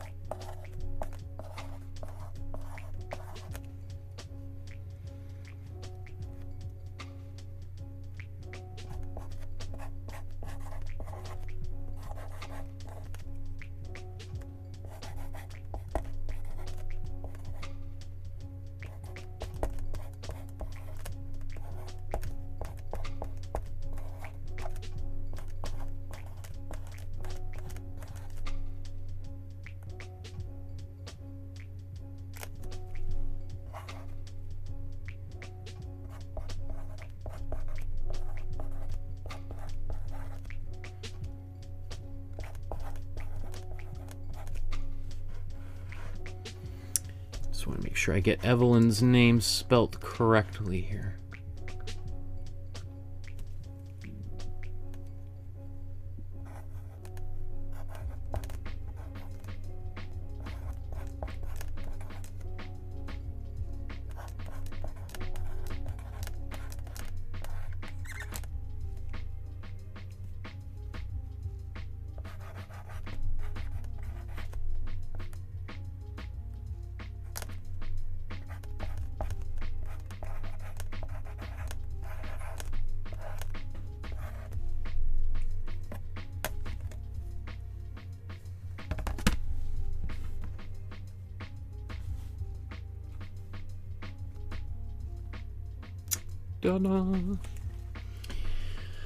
Okay, folks, thanks so much for painting along and for all your wonderful comments in the chat. Again, I'm super curious. What do you think really happened in this situation? Is this conclusive proof of aliens having visited our planet, or is it a relatively simple hoax created by a couple that just wanted people to believe what they saw or what they felt or feel that they saw, right? Thanks so much. We'll see you guys next week. On Tuesday, we're going to celebrate the anniversary of the great painter Sandro Botticelli's death. And then, I can't remember what we're doing the Thursday after, but there's a couple of great, we're doing a Warhol painting. So next week, we're celebrating Sandro Botticelli, and then we're looking at a very famous Warhol car crash painting that he did as one of the most expensive paintings ever sold. We're talking in the hundreds of millions of dollars. Not the new one that just sold a couple days ago, but another one that didn't quite sell for quite as much money. Anyway, we'll see you guys next week. Enjoy your weekend, and we will see you guys all again very soon.